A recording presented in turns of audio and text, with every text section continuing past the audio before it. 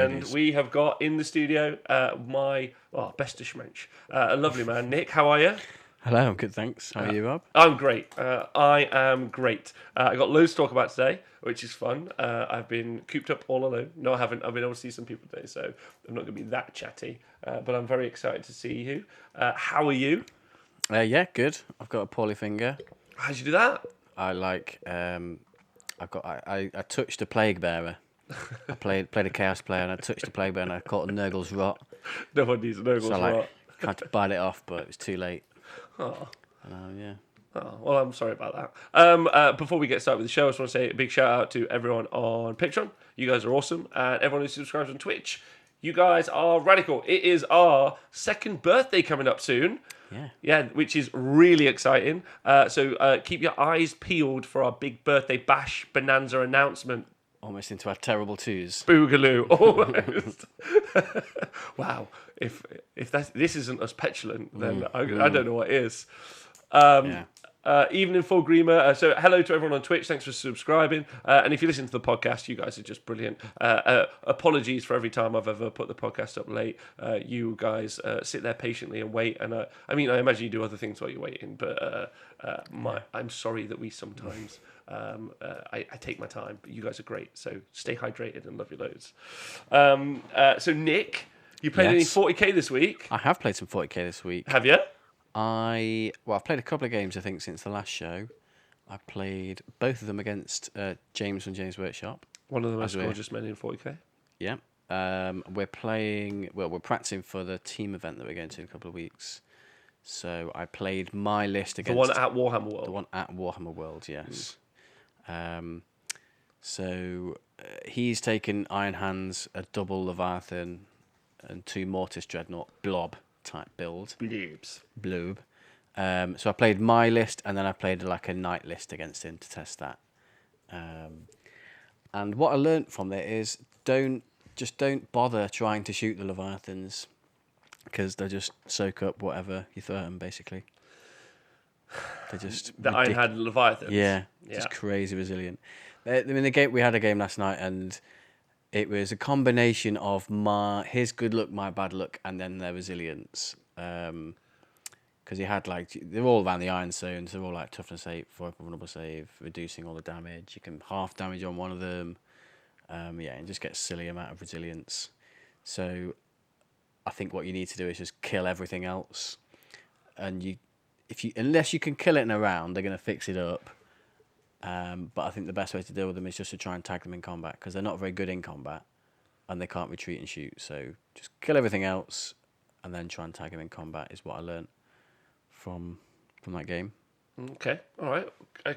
I mean, as the one of the original Iron Hand players in all of 40k, I heard that you actually first painted your first Iron Hands miniature when you were 23 years ago.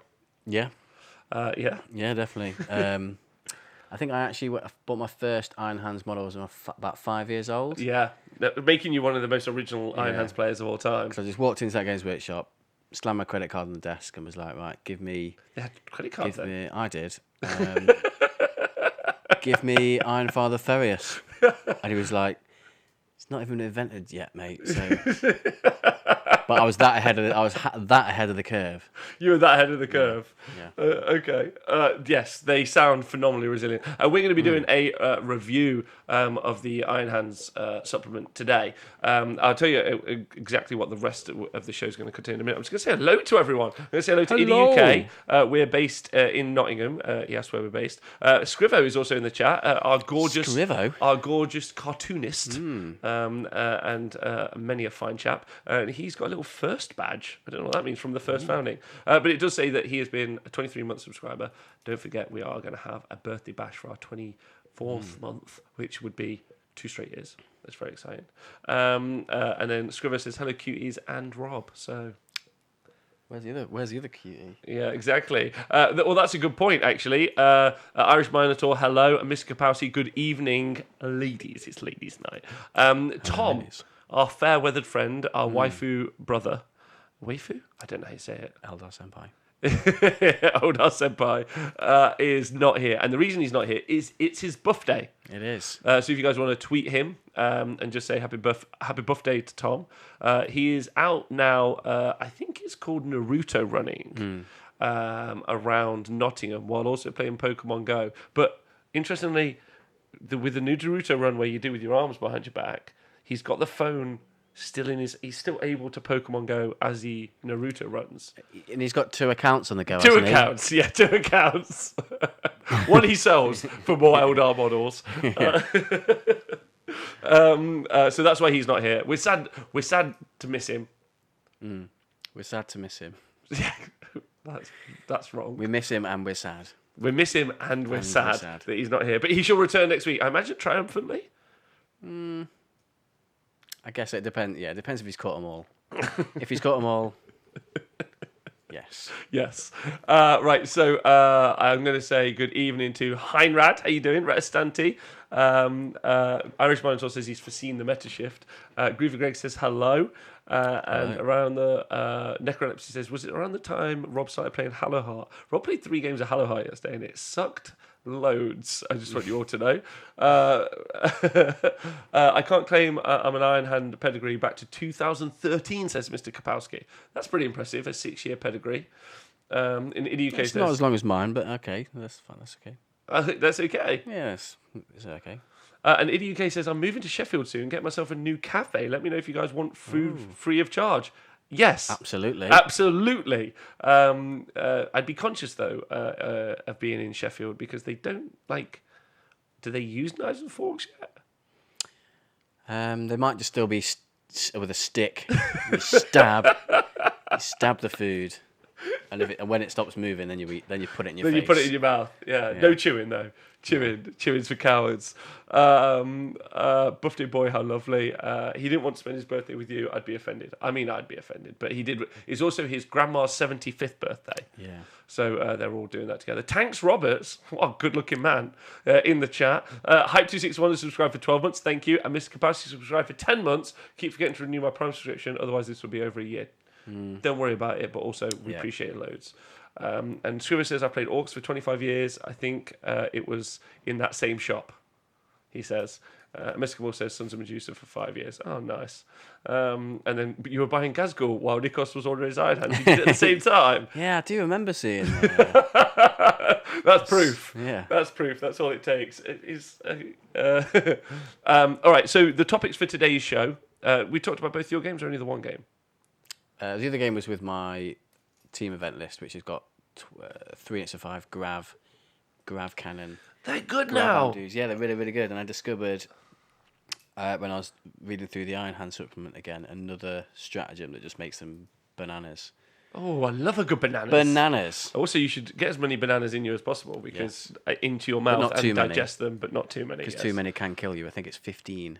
15 bananas in one day? More than 15 a day will potentially kill you. Please don't eat 15 bananas. Stick around the... I think even 8 sounds excessive. I'm going to go for 3 bananas. Yeah. That feels like an okay amount. Yeah. Anything beyond that sounds too much. Alan just says, I've been an Iron Hands fan since my partner told me I had to get Furious and paint him. And Budtastic Guy, hello, all hail. And also, I hope the snow has not got you into damn... it's cold in the north of Canada. Oh, really? Weirdly. Right, okay. So the topics for today's show are we are going to talk about the news. And then we are going to do... we're going to talk about the Iron Hands. And then we're going to do a rundown review. And we're going to talk about mental health because it's Mental Health Awareness Day. So that's going to be fun. And the rundown review is going to be the announcement that we are returning to rundowns every single Thursday. And we're going to be doing that for Age of Sigmar as well. But we're going to be coming with some hot fire of rundowns. I've missed them and I would like to... and this has all been my fault. So, but that's what the last bit of the show is going to be about. Is that okay? Yeah, that's good. Sounds good to me. So have you heard any of the hot news this week? Not really, no. Okay, well... Because I believe a lot of the hot news is Eldar bullshit. So I like to keep my mind free of Eldar bullshit if possible. Well, unfortunately you can't because Damn. we've got a box set that you Okay. can buy, which is unfortunate, which has both got Drukhari and Craft World Eldar inside of it. The Blood of the Phoenix.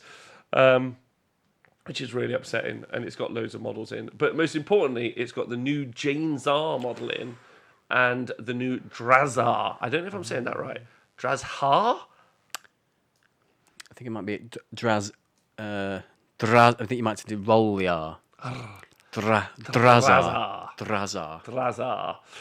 And it's £140 for the box. That's very expensive.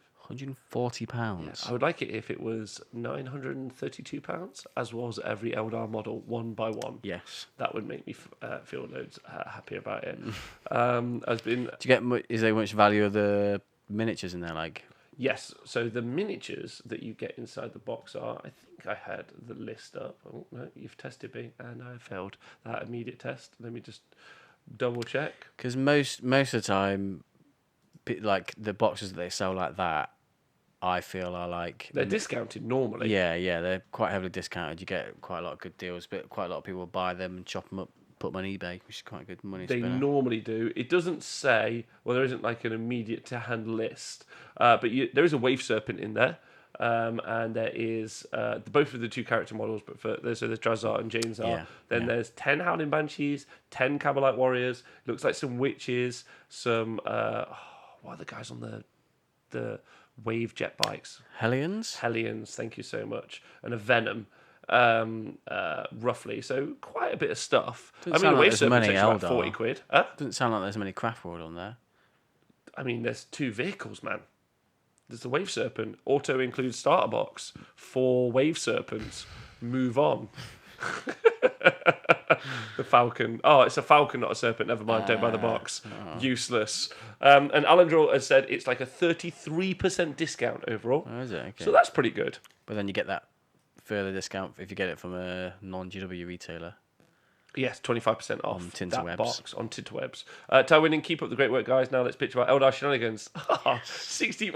Yes! I feel that Twitch subscription is just giving us a purpose to do so. And is Tom camping at Diagnosis in the chat? Dick van der Hoosen said, is Tom camping outside the local Games Workshop in order to get that box? Yes. The whole Bertha thing could have been a ruse, couldn't it? The birthday thing. Yeah. I thought you said Bertha thing. I was like, what's a bomber got to do with it? But yeah. Yeah, that's pretty good. If the character's £25 and the units are 30ish, it'll be okay. Says, what's his face? Scrivo, that guy. Like him loads. Reflex Dog Trainer says, very random, Rob. Just listening to Carriage Hammer 2208, which had me in it. This is random and not on topic, but I'll read it now. I've started, so I'll Is this the finish. workbook episode? Chatting about the workbook. Oh, yeah. Oh, yeah. Got my first tournament Saturday. Perfect Primer. Great info, man. Oh, thanks. If you guys are a new listener, I wrote a book that you can find on thewargaming.com called The Workbook, and it's kind of like a preparatory Socratic workbook to help you get better at wargaming before a tournament. Or you could buy Eldar. Yeah. Or 3 nights. or Iron Hands 3 Executioner Repulsor build. Just buy that. And then you can put it on top of a piece of scenery. Yeah. Yeah, perfect. And also, MJ Hale, remember to sub again. Thank you so much. Appreciate that. So you get Asarani, Jane Zar, 5 Banshees, Falcon, and Viper. And Jukari gets some more stuff. And then birthday, Tom ages. Does Tom age? Is he Well, an Eldari? I think he technically has a birthday, but no, he doesn't age. Yeah, he does. Yeah, he does. He does age, but is he the 8th Tom?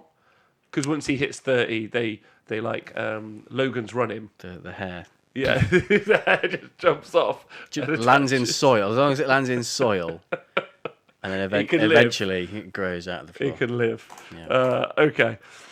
So yeah, the news is those models. Have you seen the models, or do you not care and you hate Eldar? I hate Eldar, but I do kind of like Eldar models. Yeah. So Drazar looks awesome. Jane Zar looks rubbish in my opinion, but that's cool. The new Banshees look fine. I don't really get the Eldar aesthetic. I never have. It's space elves, right? I get the Drukhari, like kind of like samurai space pirate vibe. Although the ships with sails have always been like that sucks. Like what? Yeah. Like is it like a paper sail? But the thing is, I guess for the sails for because their ships are slaving ships, so they go to a planet like a human planet who aren't particularly technologically advanced, and then they'll sail in really fast. So maybe once they're on on a planet with an atmosphere, Yeah, the but sails engines- might help at that point. Engines are faster than sails. Like, Yeah, but it might help them do a really sharp turn to catch some unsuspecting humans off guard. And they were like, do you know anything about boating? no. I know rudimentary amounts. The most I know is from watching the TV series Hornblower, and I still feel like I know more. Been in a boat. You I've been in a boat. okay? Yeah. You've been in A ferry. Maybe they are riding the solar winds. Also, if you know anything Yes. about the solar winds, it requires very large sails. And it takes a long time to build up any speed Long as well. time, Yeah. long time. The opposite of speed is, anyway, cool. But I think I've always liked the aesthetic of the Drakari quite a bit, barring the boats. Best Eldar Howling Banshees I've ever seen were, I can't remember who it is, but I saw him on Twitter. I'm sure people have already seen it. It's probably all over Instagram somewhere. But he converted them all out of the Age of Sigmar Witch Elves All right. and just like sculpted armor on them, give them really cool weapons because they're already in really dynamic poses anyway. They are. They looked fucking fantastic. Oh, So I'm shame not, we don't remember. yeah. Okay. All right. Well, good. Okay, we'll go But check shout those out out. to whoever that guy is. Shout out to that guy. That guy's great. In fairness, you watch Waterworld, you get a solid understanding. Oh, good point. I also watch Waterworld a lot of times. Thanks, Irish Minotaur. Dark Eldar are allowed to remove sails so they don't get shoot for free. Good. Yes, agreed. Eldari ships in Battlefield Gothic had solar sails type of deal. It's just they don't understand anything. I mean, I know it's space magic, but. Can we just have Nikos justify weird model design segments from now on, please? The honest one. Okay. I'm going to write that down because one of the things we're doing today is prepping the professional shows for next week. So Nikos, model justification section. That's going to be so much fun. I'm looking forward to that. So anyway, we also They do say when they design their models that every bit they have a narrative reason for it, right? They do. They do say that. They do. And also, actually, having met the miniatures designers and knowing who they are, and they've also got a new manager, by the way, who I'm a huge fan of. Like, like when I worked with them in Games Workshop, was one of those people who stood out to me as like really conscientious, really caring, really kind, really awesome. And I think the miniatures guys are like legends, like the actual miniatures designers and their managers. So, yeah, they do great work, but also don't forget that like they don't give a fuck what you think. Like they're like the best miniatures designers in the world. They're like, yeah, we're gonna give it a sale. This is art, don't you know? Don't give a fuck what you plebs think. Yeah, they're like, we'll give a 2008 Emos fringe to this guy. Yeah, and if you don't like it, fuck you, buddy. Yeah. Anyway. And collectively, are we supposed to hate Dark Eldar, or is it just Craft Worlds we all hate? Nick, field that one for me. My prejudice extends to all of the pointy-eared races. Okay. Even Harlequins, come on, man. Come on. You've seen the Joker film, probably. Probably haven't. Not yet. Dark trip into the deep underlying psychosis of man. I want to see it, but I've not seen it yet. Okay. But no, yeah, I do hate Harlequin's probably the least. Nice. But I still hate them. Wow. I think Craft World I hate the most, Agreed. Also, and that's agree. partially because my oldest Warhammer nemesis Paul has always played Eldar. Hate Paul. So yeah. Screw you, So Paul. Paul, if you're listening, fuck you. Good. And are we complaining about how expensive they are? No, we want them to be more expensive. Yeah, I'm okay with the price. It's fine. Yeah. Even orcs, they have pointy ears. Hate them. Do they? Yeah. Chris Foster in High. Hey, yeah. Chris. Yeah. Orcs don't have pointy ears. Nah. Come on. Scrivo didn't know nothing. Come on. Fucking idiot. Yeah. What does he know? You idiot, Scrivo. Right. So yeah, there's some rules for these guys as well. Really off track today. I'm sorry. Oh yeah, they're. I didn't know. I couldn't tell whether they were stratagems or there's some new thing. There's something about aspect. Is this going to be like Wait, like what? Oh wait, no. So we haven't seen the codex. No. Right. But guaranteed, there's a codex coming. Right. And if this box is on pre-order, Yeah. I guarantee. Sweepstakes, Twitch chat, Nick, sweepstakes. When's it going to be out? My birthday is next Wednesday, so my assumption is that those dickheads are going to announce it on that day to ruin my birthday. So I think Most it will be likely. announced the last weekend of October. What do you think? Everyone else? I'm going to go for the day after the last weekend in October. Oh, okay. So the first day of November. Yeah. That's another way to say it. I'm just going for the day after your guess. So then, as long as it's any day after that, I win. Yeah. Let's get Rob the New Eldar box, says Valerie in the chat. No, I would throw it into the sea. Yeah, I don't want to see it. I don't want it. Thank you. You can send it in and we'll live stream burning it. No, we won't, because we'll never waste anything like that. What we No. would do is give it to a kids' charity or raffle it for Help the Dogs, which is a charity I assume is called Help the Dogs, or like Dogs Plus or whatever a dog charity is. In fact, I'm going to sign up to a dog charity tomorrow. I've decided already. Yeah, we do that, so that's nice. And what will the dogs do with it? Well, no, you would. Will we live stream them ripping it to pieces? No, we'd probably marking it as their auction it and then territory? give the money to the. Oh, okay. Do you know what I mean? Oh, okay. Yeah, I like. So can we auction it to someone Although to be fair, overseas? Eldar is so easy to play. Dogs could probably win with it. Yeah. I mean, you could just like it's got an Alsatian just being like, I cast Doom, Doom. Let's stop where we are. Imperial Pimp Slap says it's 280 Canadian rupees for the new box set as well. Seems a little expensive. That is expensive. I don't think there'll be a codex coming until at least Christmas, says Chris Frostrin. Interesting. I think so. We've said that. Ella Joe says not a codex. Psychic Awakening 1 is the upgrade instead of a new codex. Okay. Yeah. Help the Dogs is that a charity for angry Space Marine players. Oh, and Erratic Buddha, hello. Space Marine players need all the help they can get, and they also can't read. That's going to be my continuing joke from the Age of Sigmar show, if you guys listen to both. Right, so they also showed some rules for these characters. Jane Zar has got 6 wounds and is a toughness 4 at Craftworld Eldari. Oh, wow. Very interesting. This model can be chosen to charge with, even if it advanced this turn. If a model advanced this turn, you can choose to charge with it if it's within 15 inches of enemy units instead of 12, and you can add 3 to the charge roll. It's pretty nice. It's pretty nice. So you would have to still roll that big 12. And I think they still ignore Overwatch Because of the Banshee mask. Yeah. So you have a mask that screams into the face of the enemy, like, Rah! And then because of that, a Space Marine who has lived for maybe centuries, having fought the darkest elements in the Galactic Empire, Yeah. looks at that and thinks, it's too scary. They get spooked. Well, Imagine being spooked by that. Well, if we're assuming that most Space Marines are males, I think a lady running at you screaming is still pretty scary.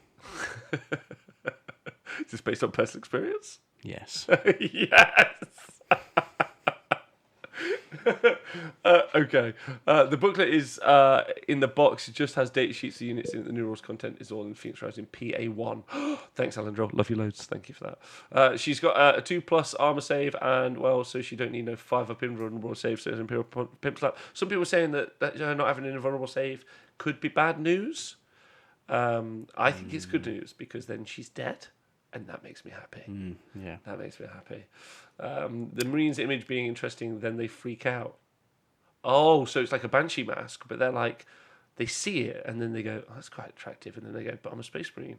I hate the filthy Xeno scum. Then they have a kind of like Really internal struggle. an internal struggle, and it's that stops them pulling the trigger. Yeah. Wow, Space Marine psychology is Deep. When the movie comes out, I will be. Oh my god. Oh my God, I'll be like, it's got to be Joaquin Phoenix playing every Space Marine. Just every single Space Marine is Joaquin Phoenix. Don't give me this law stuff, Rob, or else the Doom Scythe would be way more terrifying. Capable of taking out entire armoured columns. Well, to be fair, the Doom Scythe, it's not capable of taking out an entire column. What it is capable of is making an entire column spread out over 6 inches apart from each other across the table. That's what it's capable of. Okay. Sure. To Templar, welcome to the show. Especially now they know that Bobby G says banging Eldar is A-OK. Is it? Is that in the narrative? Yeah, somewhere? he's now got a Eldar girlfriend. Oh, really? Yeah. Going steady. Long distance? Probably, I probably wouldn't say that they probably are going steady, but I wouldn't know. I don't know if they're at like the full committal stage. Who is it, by the way? He doesn't like to talk about it, Oh, and I'm not sure. Does his dad know? Well, he's a psychic who can see into the future, So, yeah, probably. so yeah, maybe that must be so awkward. The first time, never mind. That's a bit blue. Dad's watching. All the time. We are so far off track. Right.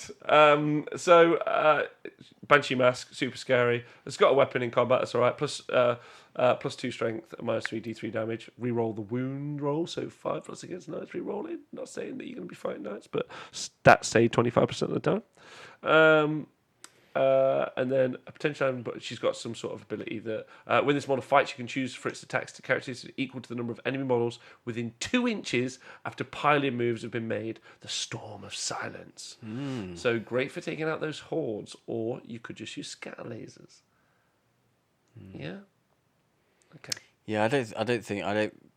Based on what I've heard and what Tom's said about him before, I don't think her thing is going in and taking out loads of models in combat. I think her thing is more getting in and tagging lots of stuff in combat and not dying. Okay. Just stopping them shooting. Being annoying. I think that's Well, it's an Eldar. mainly what, yeah. So she's automatically very good at being annoying, but it's It's so annoying he's not here for his birthday to talk Yeah. about like the Eldar release. Yeah. It's like, I think they maybe released it on purpose at his birthday. Irish Minotaur says, from some other rules, it looks like the rules hike may indeed be the same as what you guys talked about a few weeks ago. Like already they have a new set of powers and a few of the universal rules like Marines, etc. I would say Games Workshop are, if nothing, once they decide on a thing, they're like, definitely you can upgrade your character to some sort of chapter master for 3 CP. And you're like, sweet, every book. So I'm pretty certain that we're going to see every new codex is going to have the Space Marine treatment. Yeah, and it sounds like, I mean, I've not looked at all these leaks in loads of detail, but it sounds like they're going to get some sort of like aspect, I reckon, like the Marine tactical discipline thing. Doctrines. Tactical doctrines like Devastator Doctrine or whatever. They'll probably get some sort of aspect, so your army can be in the aspect of something, and you get some sort of bonus to whatever. That's just a pure guess, anyway. That's a good guess.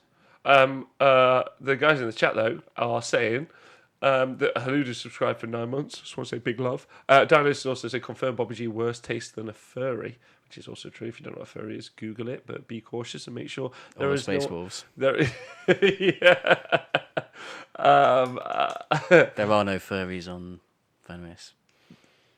Wow, imagine if there was. Maybe that's what they meant. Denise also says, birthday haircut. Nick, you've had a haircut. I have not had a birthday haircut. Oh, Tom's gone for his birthday Tom haircut. has, yeah. Obviously. Yeah. And Surfer Dibs has subscribed for 17 months in a row. Thank you so much. Also, big shout out to Denise being here. A theoretical 15-inch charge after advance is pretty cool, but no invulnerable in the character is bold cotton. Let's see how that works out. It's bold. I would say that an invund is pretty mandatory. Well, I guess it does. She has got 2-up save, so like if most characters have like a 4+ save, so up to AP2, she's still got the same save as them. It's only really AP3 and more, but I suppose all the big badass combat stuff, like Thunderhammers and that kind of stuff, is AP3. So yeah, I guess. But if she's mainly fighting hordes, like lots of boys or whatever, they don't have any AP, so she'll be fine. Okay. All right, fair enough.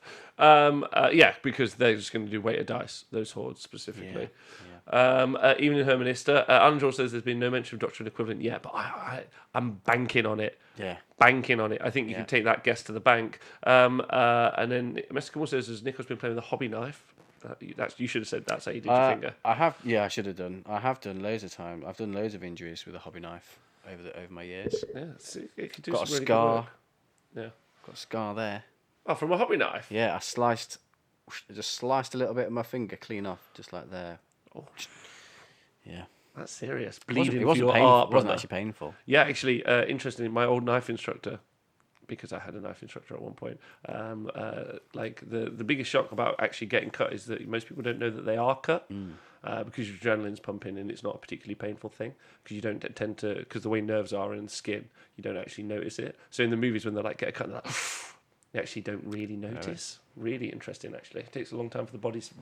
This is going so off topic. Anyway, and Dino says it doesn't matter for a character. You can't shoot them anyway. That's a really good point. Apart from she is a combat character, she will be on the front line. I would argue exactly where she is in shooting range. Yeah, but that's my only criticism at that point. But I love Dick Van Hoosen, so agreed. There is a roll your own sub-faction traits, a new craft oil psychic tree, power options, aspect warrior, X-Arc, at least some stratagems, various date sheets, and the full Unite rules so far we've been shown. But I think we're still going to get the big update, personally. But we'll see anyway. Yeah. Good things are there are no snipers in the good currently that are good in the currently in the meta. They should release some snipers. If there was only some sort of like what you want to do is like eliminate. You want to eliminate the enemy characters with some sort of, I don't know, some sort of long range. Yeah. Like, I mean, Marines are pretty popular as well, so you'd imagine something Marine based would sell quite well as well. That can like just sitting on a, I don't know, like a, they can cover like with a camo cloak. Yeah. If they put that out, then that would sell like she's that would sell like hotcakes, wouldn't it? Yeah, thank you very much. Yeah. Chris Russell says, "I always disagree with you, darling." And then Credana says, "Disagreeing with me is a sign of love," or so I tell myself every night before bed. Or perhaps a whole chapter that could go after characters. So for dibs, why would you ever suggest such a thing? How would you like some sort of dark bird? Like, anyway. Crow Guard. Yes. Crow Guard and the guard of Crow. my. That's actually how I'm painting up my army right now, based on the Night's Watch from Game of Thrones. Bastard crow. We're so off topic, right? Okay, let's bring it back. Drazar, Master of Blades. Yeah. Yeah. Has always sorry, I forgot something for James R. This model and friendly handling banshees units that are within 6 inches at the start of the fight phase always fight first in that fight phase, even if they did not charge. If the enemy units have charge or have that similar ability, then the alternate choosing units which starting with the player whose turn it is taking place.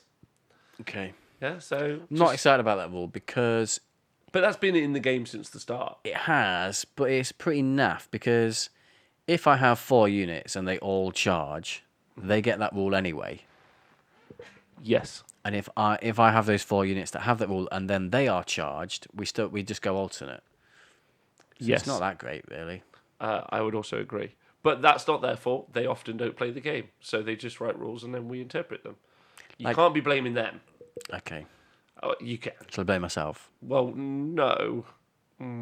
Let's blame China Okay. because they deserve it. Okay. I was going to... What about we just blame everyone who plays Eldar for the poor Eldar rules? Yeah, that's fair. What if you could use a strat to let a whole unit of guys shoot 2D rifles at characters they could intercede in the enemy's plans? That would be awful. Yeah, that'd be... Yeah. Never do that, go to a shop. Yeah. Please don't do that. So then you got Drazar, the Master of Blades. And this model is phenom, in my opinion. They've done a great paint job on the website. I would like to say that the paint job that they've done on the heavy metal paint job is amazing, and has made me absolutely never want to paint that model because he looks great, and I'm going to buy him, and he's going to look awful, like so much not like what that looks like that I'll never want to field him. What about contrast paints? That'll work. You're so right. Magic. And Eldar Army is the perfect one for it. Anyway, so again, 6 wounds, toughness 4 with a 2+ save. He's basically got a special weapon, the Executioner's Demi-Glaive, single blade or dual blades. And then he's got Murderous Assault. If this model made a charge in this turn, you can choose to fight with this model an additional time this turn. Double fight. That's good. Just like a berserker. It's pretty cool. Just like a berserker, with his 4 attacks with his single blade. And you got Master Blades. Add 1 to the wound rolls for friendly incubi units rather than 6 into this model. That's a much better rule than the other rule. That's a way better rule. That's a way better rule. Yeah. Not even equivalent. So how do we feel about Drazar? Models better, rules better, looks cooler. From what I've seen the model, yeah, it's really cool, very dynamic. I don't really know much about what are the incubi. Mm-hmm. So then my friend Stu used them quite a lot when he was playing Drukhari, but not a lot of people play particularly combat. Well, the combat armies you see for Dark Eldar are all Talos and Grotesques, aren't they? They are. Not really seeing many incubi. It's weird that they would be the things that you would take. You wouldn't think toughness 5 with a 4-up invulnerable save would be good. But I just somehow... When there's toughness 3 with a 3-up save running around. Like, You can be a guardian with toughness 3 and a 5-up save. You can just be like, I'm awesome. Yeah. Like, why would you take Grotesques? By the way, Incubi are the best warriors in Dark Eldar society. They are warrior... Oh, I skipped a bit. Oh, no. Now it's drawing a picture. That's not what I wanted. I was reading it all out. So nice then. They are warrior mercenaries living only to kill. Interesting. I like the warrior mercenaries living only to slightly disgruntle their enemy, but not harm them. Yeah. The Incubi's main job in Dark Elder Society, main job, after the description, they are warrior mercenaries living only to kill. Their main job, I can't imagine what it's going to be, is to act as bodyguards for the Archons as enforcers. Many pleasure dens or smugglers' spires have been brutally destroyed by a host of Incubi just to send a message to their employers' rivals. So it's a lot like Blizzard PR staff on the issue of China and the fact that we should free Hong Kong. Interesting. It's a nice way to segue that into the show. Wow. Okay. His model is too nice to fit in with my classic Dark Eldar army as they are ugly as sin, so he sucks. Good point. OJ, how you doing? I've been playing Necrons this week, so I thought I'd jump in here. Wow, Owen Jackson playing Necrons. Master Kamal, he has lethal precision and a 5++ also. Oh, nice. So a 5+ DPR. What do you... no, that's an Invuln, sorry. 5+ Invuln. Do you like him? Do you think he's good? Not bothered about... I don't imagine that anyone's taking Incubi, unless someone has got a build and I've not seen it. Is that a thing people take? not that I'm aware of. They're cool models, so it would be cool to see them on the table. It would. Yeah, But there's really that nice issue models. of 40k that's in the way of them being fielded. Got to get there. Got to get there. I I mean, mean, they do could have go- like fast raiders and things like that. Yeah, they could. But they're not really going to do the work when they get there, are they? No. Isn't it all about pure Maybe if they application were- of force? Yeah, maybe if they're in like a Yunari army, which makes them combat troops better. Because there are some stratagems in there that specifically mention Incubi as well. Anyway, if someone runs Incubi and we Some we clever don't know person will that, come up with a then build for them. apologies and big love. Right, hear me now and hear me good. Hear me now. The next bit of news. So that's Eldar, which is rubbish. But the next bit of news is kind of cool. Games Workshop have shown us a box set because we missed last week, didn't we? Apologies for missing last week. They've shown us all about them Sisters of Battle. Someone in the chat earlier pointed out that with them being the Sisters of Battle, it makes sense why Reboot Goleman would go to the Eldar for ladies. Oh, yes. Rude, though. That's rude. That's rude. I'm sure they're still kind-hearted women looking to make her. Yeah, What- but if they're his sisters, Oh yeah, good point. That's really good. That makes loads of sense. don't want to go all Game of Thrones on everyone. But cousins is always fine. It's fine, isn't it? Cousins are fine. Are cousins fine? I think it depends. I What's think it depends what state you're in. What about England? Because we're based here. No for us. You go for a no. Yeah. Okay. Damn it. Anyway, so they've announced. So they're doing a new thing, which I missed last week. So, like a box. So there's now like a battalion box that you just straight out buy. Is there? Yeah. What, for Sisters of Battle? Yeah. I'm just trying to find the actual link for it. Like, I was just Do you actually get like a battalion, like 3 troops and 2 HQ? I don't actually think you do, which is the Because that'd be really, hilarious that'd be really the confusing. perfect Games Workshop moment there. So they've also released. Oh, there we go. So you get 1 Canoness, 10 Battle Sisters, and they do look great. 5 Seraphim also look great. 1 Repenta Superior, 4 Repintia, 3 Arcoflagellants, 1 Pennant and Engine, and then an exclusive edition of Codex Adeptus Sororitas. I think this is the big battalion box. An Adeptus Sororitas data cards, don't care about those. 12, well, not when I could have the best app of 2008 until 2019. Battlescribe. Battlescribe. If Battlescribe would like to sponsor us, we don't accept sponsorships, but we would like to sponsor you if that's possible. But you can do that by subscribing to Battlescribe, which I do. Do you? No. Oh, come on. No, I'm going to fight you on this. No. That is absolutely... Give them £5 or whatever it costs to subscribe. Everyone should pay Battlescribe money. Flat, in my opinion. Look at you, you're like, I'm not going to pay it anyway. But come on. It's so good. How many times a day do you use it? Like almost 24 hours a day. You've got to pay. You've got to give them £5. It's so worth it. Every now and then I click on an ad. That gives them some money, right? Come on. That's not okay. Like, no, I do. I got no money. Zero. They so deserve the money. If they're going to give me the stuff for free. It's free already. Yeah, exactly. Oh my God. Oh, DeBolt in the house. Thanks for subscribing for 22 months in a row. Poop, poop, poop. So you get 1 troop, 1 elite, 1 fast attack, 1 HQ, and 1 non-slot. So it's not a battalion. no, not battalion. So that's pretty rubbish. They're all snap-fit monopose, though, aren't they? Sadness. Apparently they're not snap-fit, and Sneaky Wolf says I have arrived. But they are monopose. But this is just the first wave, so that first box. You know, I don't mind Snapfit so much sometimes because I bought a load of Primaris Marines recently, and I couldn't be bothered to build the full. I just wanted some quick Primaris Marines. Give me 10 Marines now. Yeah. And I couldn't be bothered to scrape out all the bits, glue them all together. Like just the Snapfitters ones just went together really quickly. Easy peasy, lemon squeezy. Easy peasy. Yeah, I also would have to agree deeply and vehemently with that. Like, it's nice. I was looking nice at to have the the option though. I was looking at the Mephitic Blight Haulers because there is an easy build kit with them as well. Sometimes you just don't want to. Like sometimes, especially competitive gamers, you just want to get the model on the board, right? So. You know, I think that's pretty cool. And also it just means those armies are going to get on the board quicker, especially when you contrast paint them. Also, if you contrast paint them, you're a criminal. Don't do that. I can't paint, and I still think it's criminal to do that. Really? Yeah, just like they're pretty nice models, man. What about dip? A dip's fine, because that's just like doing non-oil, but better. Yeah. Or worse. Is it better than non-oil or worse? I guess it depends. I think it's better on average. So it does the same effect on everything basically, whereas null and oil will look different on different colours.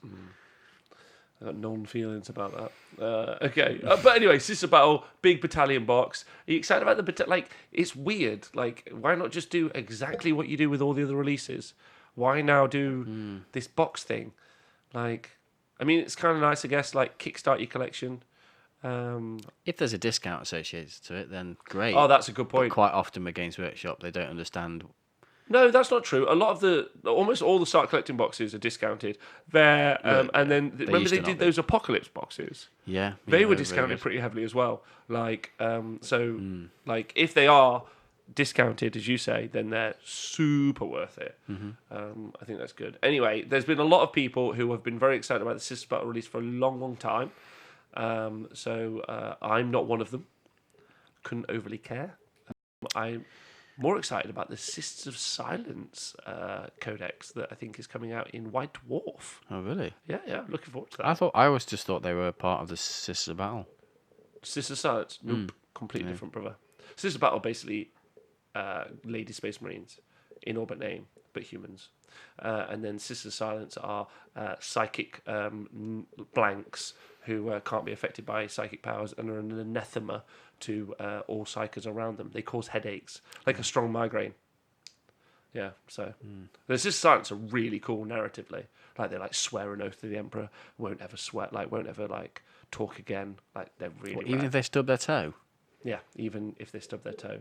That's dedication. absolutely. However, if you don't, I'm trying to think of something. No, it's all not politically correct enough to say. So I'm not going to say it.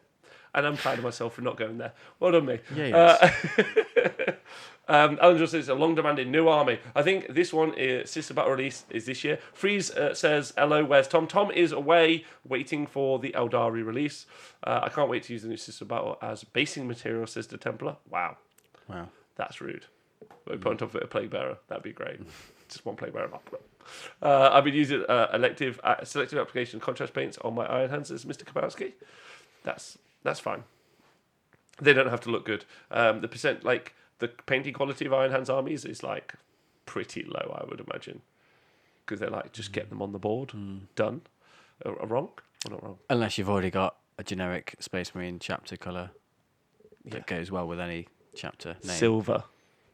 Yeah, or bronze. Or bronze. If they ever did a plastic Thunderhawk, they wouldn't just release it as a Thunderhawk kit because people have been on about it for too long. Oh, rubbish.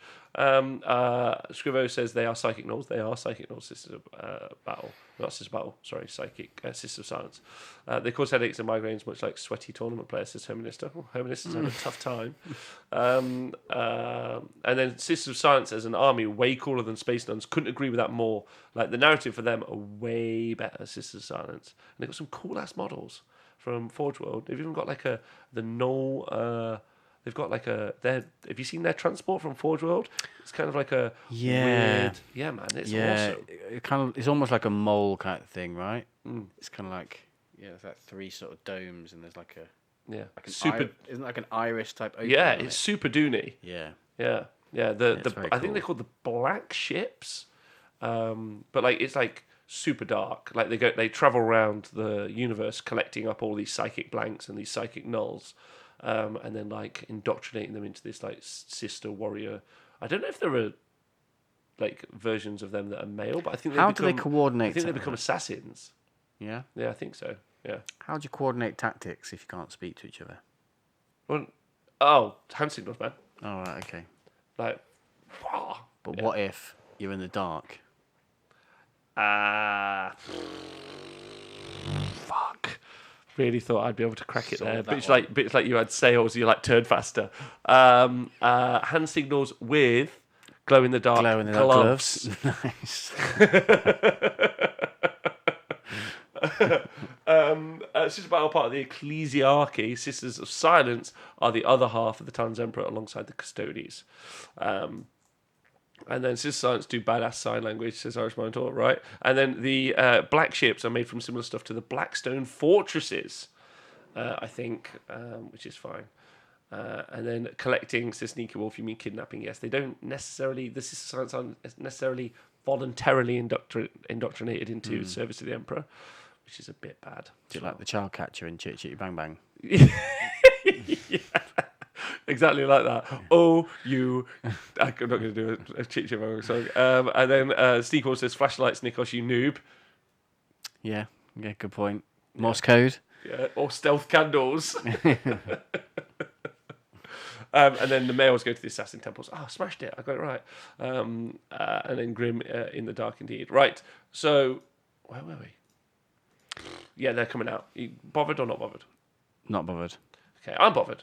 But mainly because I prefer my Sisters of Silence ladies. I'm hoping they get cool updates as well. But I'm excited for the Sister Battles player who are excited, are very excited. I remember way back when Games Workshop, when I was working at Games Workshop, and we did and someone had leaked a picture of Mortarion, which obviously the very first Demon Primarch was ever announced, so it was a big fucking deal. And then we did that kind of joke video where Eddie was in the bin, and then one of the little outtakes of things we got him to say when he was in the bin was like, "Oh, Plastic Sisters of Battle," which was only meant to be a joke, but then people thought that was an announcement of Plastic Sisters of Battle, which the company was then like, "Oh fuck!" So it's quite nice seeing like 3 years later a video that we rushed out causing a bit of an issue has produced the models. So that's nice.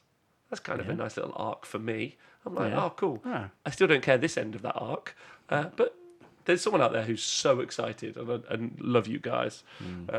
Was it Magnus? Magnus, that one. What did I say? Mortarion. Mortarion, yeah. The M. You got the first letter right. What's the one that's coming out next? The lion one? Don't know. Yeah, Lion One's out next. Okay. Just in case Chat of Master Valrex here, so we could just run off. Yeah. Like, I heard! Must make video. Yeah. Right, that's it. We're done. We're done with the news. Taken Yeah. ages, but was fun. That's it. So, on right. to Iron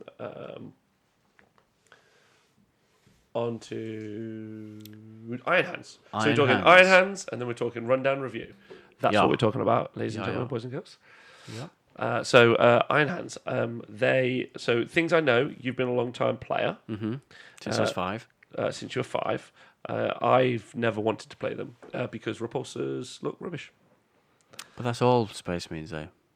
What look rubbish? Yeah, repulsors for everyone. So you've never wanted to play any Space Marines at all, just because of repulsors. Oh no, I love Space Marines. I like Space Marines from the Heresy though. So like, and Iron Hands were in the Heresy, so I would play them more than I would play. I don't know, Howling Griffins. How rubbish are they? Why would you play those? This is a garish colour scheme, isn't It's it? awful. Yeah. Like it makes no sense. I did see someone actually painting up some Primaris Marines earlier in camo, like they had camo paint Oh, job. right, okay. Oh, I was like really What regretting. type of camo?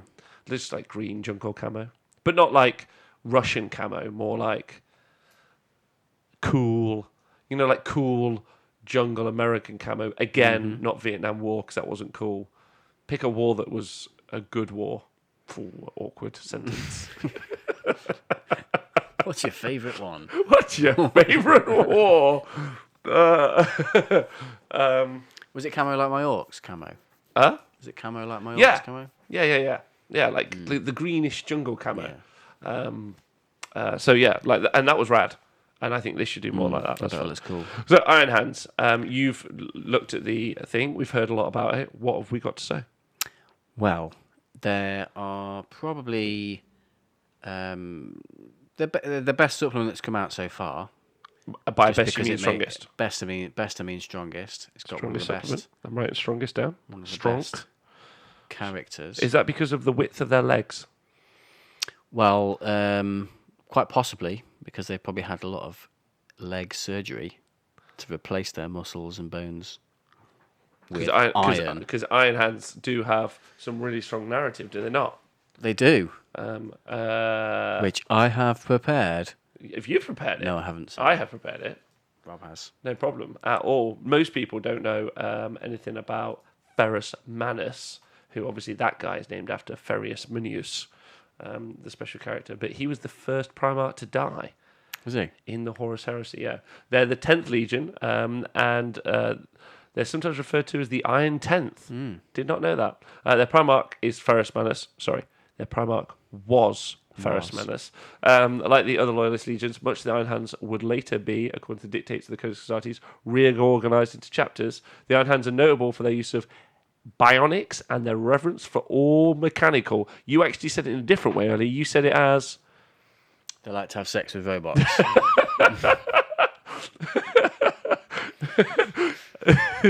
thus their close ties to the Adeptus Mechanicus.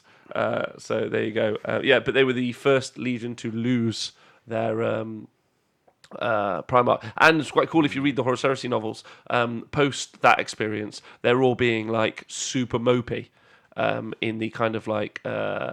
So after the initial drop site massacre landing, where so this is the first bits of the Horus Heresy. This is in the first 3 books. There's like a stage where Horus effectively is like gathering up all the legions to go and attack Terra.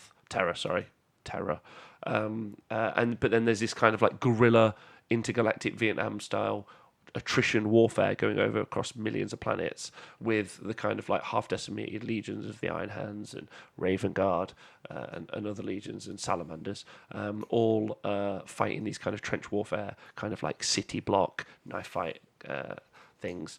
And then they're all doing that, and it's quite fun. But they're all being Mardy, the Iron Hands ones, because their dad died. Which that's fair. That's fair. I reckon. Were they being Mardy like Frodo was Mardy after Gandalf died? But he was also being corrupted by the ring, wasn't he? Well, all the other hobbits weren't. They were still pretty Mardy. And Boromir was like, give him time to rest. And Aragorn was like, Yeah, no, we got to hurry effectively. up. So it's kind of like, Yeah, like all you want to grieve, but no, you got to hurry up. yeah, like come on. Yeah. Come on, like do you know Grieve who? later. Grieve Yeah, later. like, but do you know who didn't? Do you know who just manned up and just did it? Was in the film Serenity when Wash dies, saddest moment ever, and then have you never seen Serenity? I have seen it, but a long time ago, and I can't What remember a the thing about it. hell? Anyway, never mind. Let's move on. Let's talk Iron Hands. Sorry. Anyway, their dad got caught, and they are sad, but they don't want anyone to think they are sad, and they really need lots of therapy. That's correct. Super Monopoly meaning the biggest dicks in the whole of the Horus Heresy. Diagnosis is correct. They were the yes. Anyway, read the stories where a part of Legion betrayed the other. Yeah. So that's sad. So sorry, continue. That's all right. So that's the story of the Iron Tenth, Iron Tenth. or the Mardi Tenth, as they're now known. Yeah. So they're just overall. They're built about being resilient, which I think generally just makes them better than the other ones, because no matter how good you are at shooting, currently in 40k, you're going to get shot back. So if you pop out of cover and shoot something really good, but then there's still going to be other stuff to shoot you back. Okay. So Iron Hands have access to lots of good shooting because Marines are just good at shooting anyway. But they'll hang around for longer. So I shoot you, you shoot me, I don't die, I shoot you back again. Because obviously their chapter trait is all the vehicles, double their damage chart, and everything gets a 6-up DPR. There's access to 5-up DPRs and just ways to make that just way more resilient. And they got loads of good warlord traits and lots of cool stratagems and things like that as well. So I've just gone through the supplement and just picked out some of the best stuff.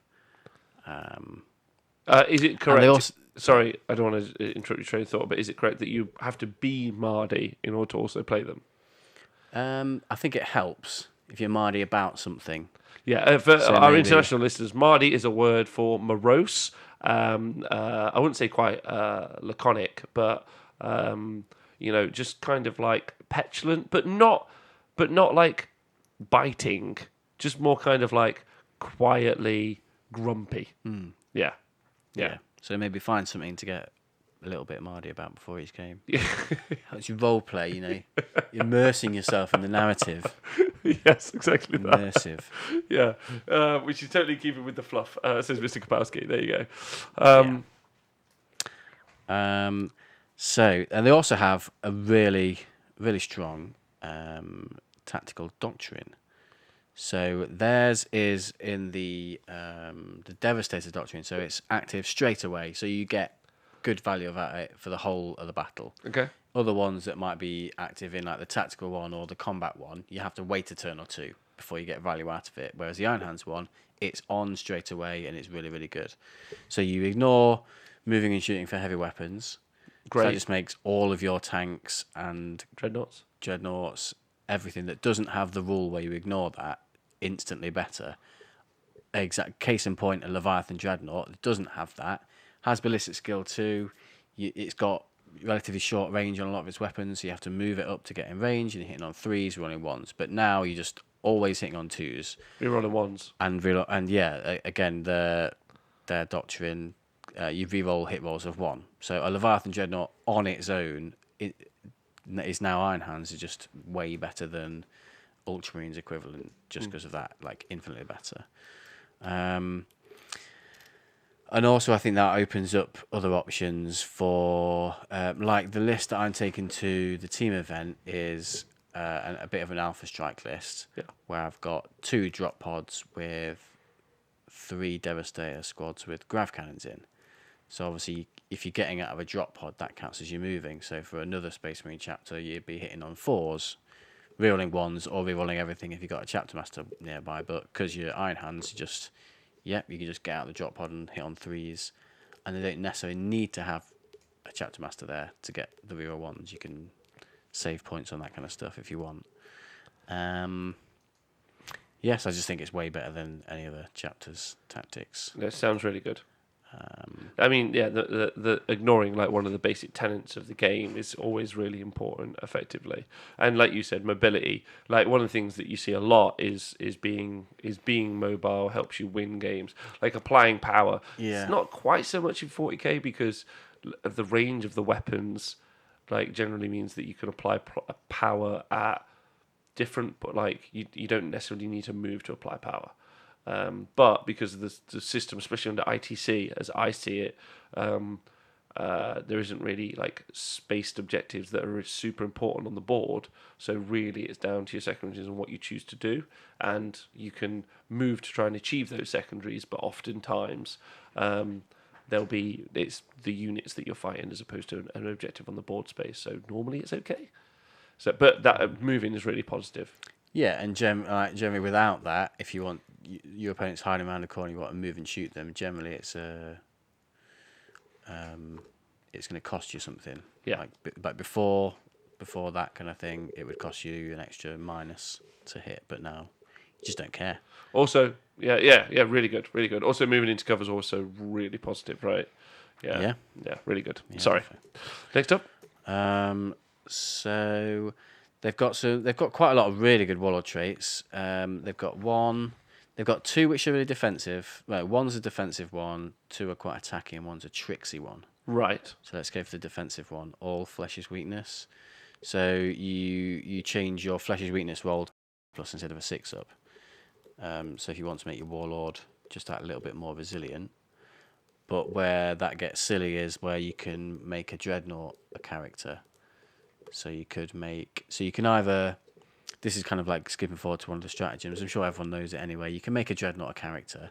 So that's really good for dreadnoughts that are like below 10 wounds or whatever it is, because you can just sit behind your bank of dudes, shooting out in the open, and you can't be targeted. So and also an immune to be hit dreadnought. Yeah.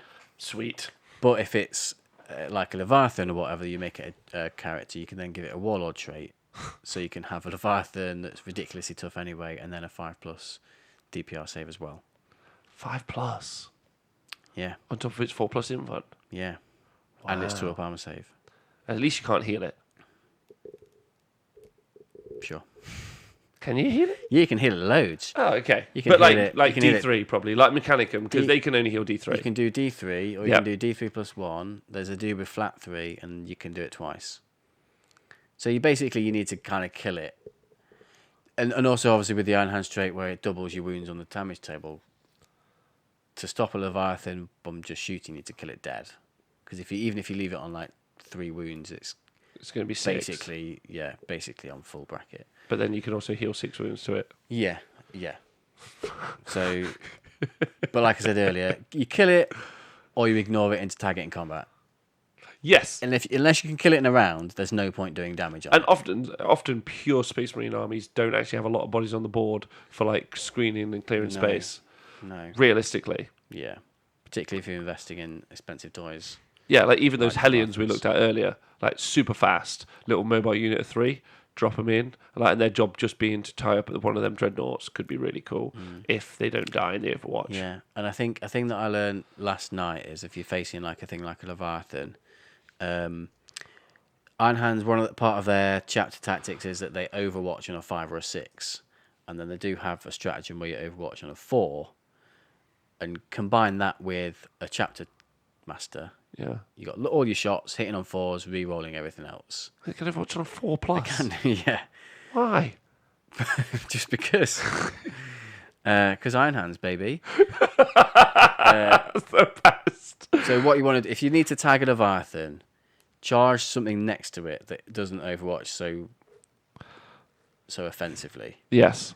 And then just pile into that. Yes. So good tactic, good tip. I'm going to charge the Leviathan because it will probably kill you in Overwatch. Yes, you're correct. Charge a small scout squad or a Primaris squad that's next to it and then pile into the Leviathan. Yes. And I now agree with you deeply. And that's way better. I didn't know that you could do that. I did have some of this actually. I'm kind of playing like dragging it in, but it's still fun. Okay. Rob, please don't laugh, says the template. These are very narrative rules. Your thoughts? I don't know enough about the narrative to confirm or deny that. Yeah, that's fine. So they are. Yep. Pretty narrative. The two attacky ones, you've got target protocols. So your warlord picks a unit within 6, and basically for that phase you get a salamander trick. Basically, you reroll 1 hit roll, 1 wound, and a damage roll. So you just make one thing slightly better at shooting. Would you be talking about Leviathan Dreadnought?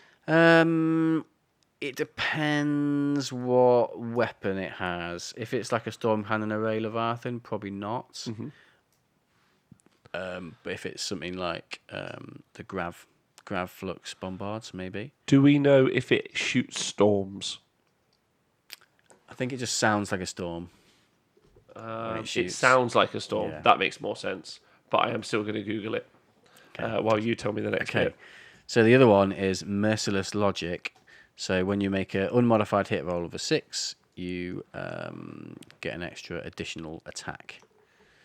So it's not that great for like your Primaris captain with his Stalker Bolt rifle or whatever, or your normal captain with his bolter. Mm-hmm. But again, if you make a Leviathan Dreadnought character and give him Storm Cannon arrays, and then every 6 to hit on 20 shots is generating an extra attack, get a Chapter Master nearby, and you can fish for 6s. So you can get more than 20 hits. Wow. So you have 20 shots with the Storm Cannon arrays, and you can end up with more than 20 hits by the end of it. And interestingly, I now know it's a special type of heavy weapon designed specifically for Leviathan Siege Dreadnoughts. It's a short-range weapon developed uniquely for Leviathan. It consists of an array of 4 heavy autocannons. So that's where the storm is from. A storm of metal. Storm of bullets. And then narratively, if you hit on 6s, generating more bullets. Yeah, because he's like, yeah, that was a really good shot. I'm going to shoot again. Yeah, you can't shoot twice, though. I'm shoot good. No. Good. Okay, that's good. All right, sweet. But does it bolt some storms? And that would be a storm bolter. Yeah. Yeah, that's different. Sorry. Sorry, bro. All right. And the Trixie one is Student of History. So when your Warlord consolidates, you can move up to 6 instead of 3 inches, and you do not have to move closer to the enemy model. So that's a really cool one. I reckon good players who are really good at the movement and combat phase of the game will make good use of that. I think it's really good if you have just like the classic Smash Captain, either Jump Pack or Biker Dude, because you can go in, mess them up, and then just move 6 where it's the most annoying place to be. So you can have that as your dude who's going to go in and do the Jane Zar role of just tying stuff up in combat, tagging it, stop it shooting. Maybe this is a perfect counter to like Leviathan Dreadnoughts or whatever, because you don't necessarily have to charge. You literally don't have to charge it. Then you can just charge something else, smash that, and then pile in. Consolidate 6 inches into the Leviathan afterwards. Okay. So yeah, I think if you're just going for like a death blob with Space Marines, you're not going to pick that one, but I think it's a really interesting one. It's definitely one of the most interesting rules in the book, I think, that one. At least it's not stand and shoot. Yeah, right? It's not sit there and you're really good at shooting. Yeah.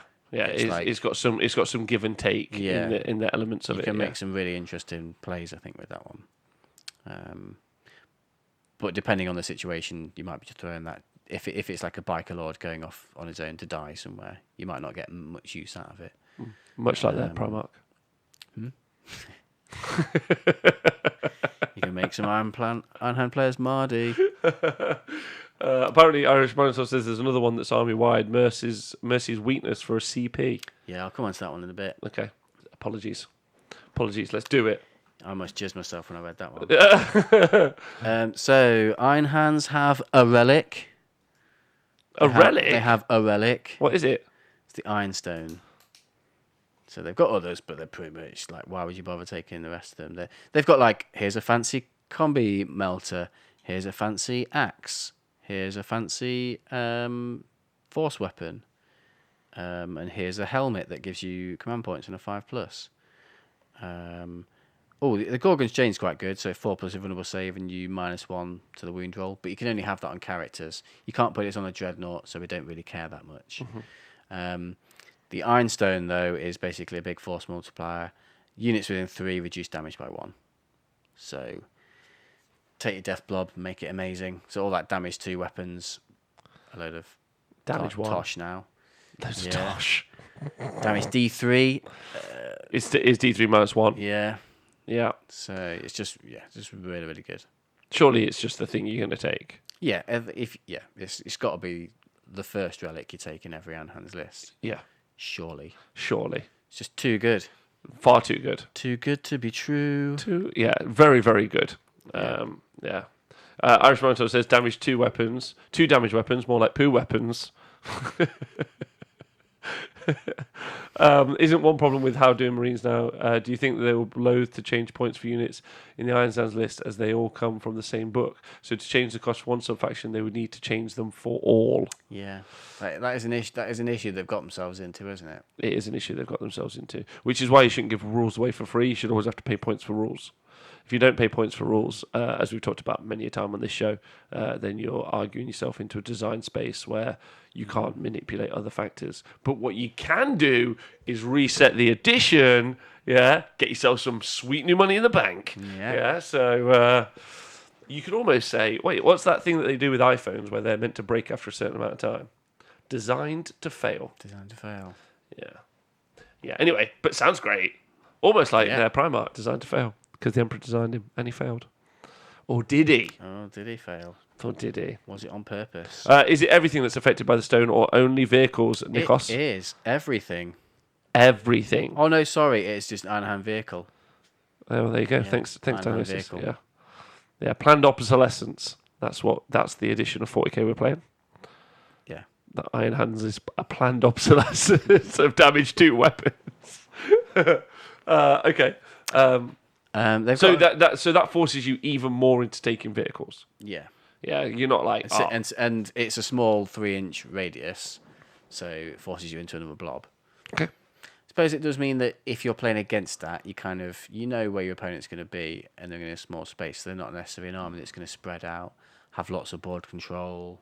Bit of orbital bombardment. Yeah, orbital bombardment. Cheeky might be orbital. all right. Yeah. Cheeky orbital. Is the thing still in it? The character from the Imperial Guard who lets you do another orbital bombardment. Oh, you mean the fleet commander or something? Yes. Yeah. Oh, so you could put that. You could sneak Yeah. him into your little guard battalion Yeah. and So, just double orbital bombardment those bitches yeah. from space. So my friend Andy from James Workshop, he came up with an orbital bombardment list that he wants to run at some point. Nice. So I can't remember. Is it the Skyno? Yeah. The Skyno can do one, can't they? Yes. And obviously you can do the stratagem. So you have three or four Skynos that do it once per turn, and then you have the orbital bombardment, and then you have those fleet commander guys, and then just as many mortal wound things as possible. In a little AOE area. Yeah, Oh, yeah. nice. Yeah, We might do that for a rundown next week. That sounds quite fun. an interesting list. Yeah. Stick a trio of those fleety boys in. Yeah, nice. Yeah, thanks, Retta Santi. Yeah, fleety boys. That's what Fleety we're calling boys, them. yeah. Fleety boys. Fleety Are boys. they called fleet commanders? I think so. We can find out on Battlescribe, which you should subscribe to. Yep. Oh my god. Okay, please continue. Okay, they've got some other cool special issue ammunition. So one that I like is Adamantium Mantle. So it's just it's just another 5+ DPR for a character. Right. So they've got a warlord trait and an item that does that. Now, I would like to continue listening, but Yes. a birthday boy has just joined the chat. Birthday boys here.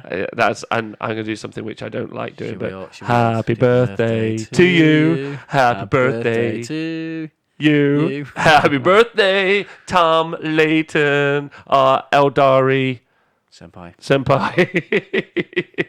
Oh, he said, I can't hear you, by the way. He's still out. Just came to write in the chat. Just everyone- sent you a flipping song. God's sake. So ruined. But thanks, Tom, and happy birthday. That's so sweet. I can't wait for it to come back next week. I fucking love it. I wish him coming from the studio. Yeah. He's been calling in. That's fine. Yeah.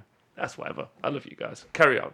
Keep talking Iron Hands. Happy birthday, Tom. Bless Tom and Eldar. Fuck you, Valerie.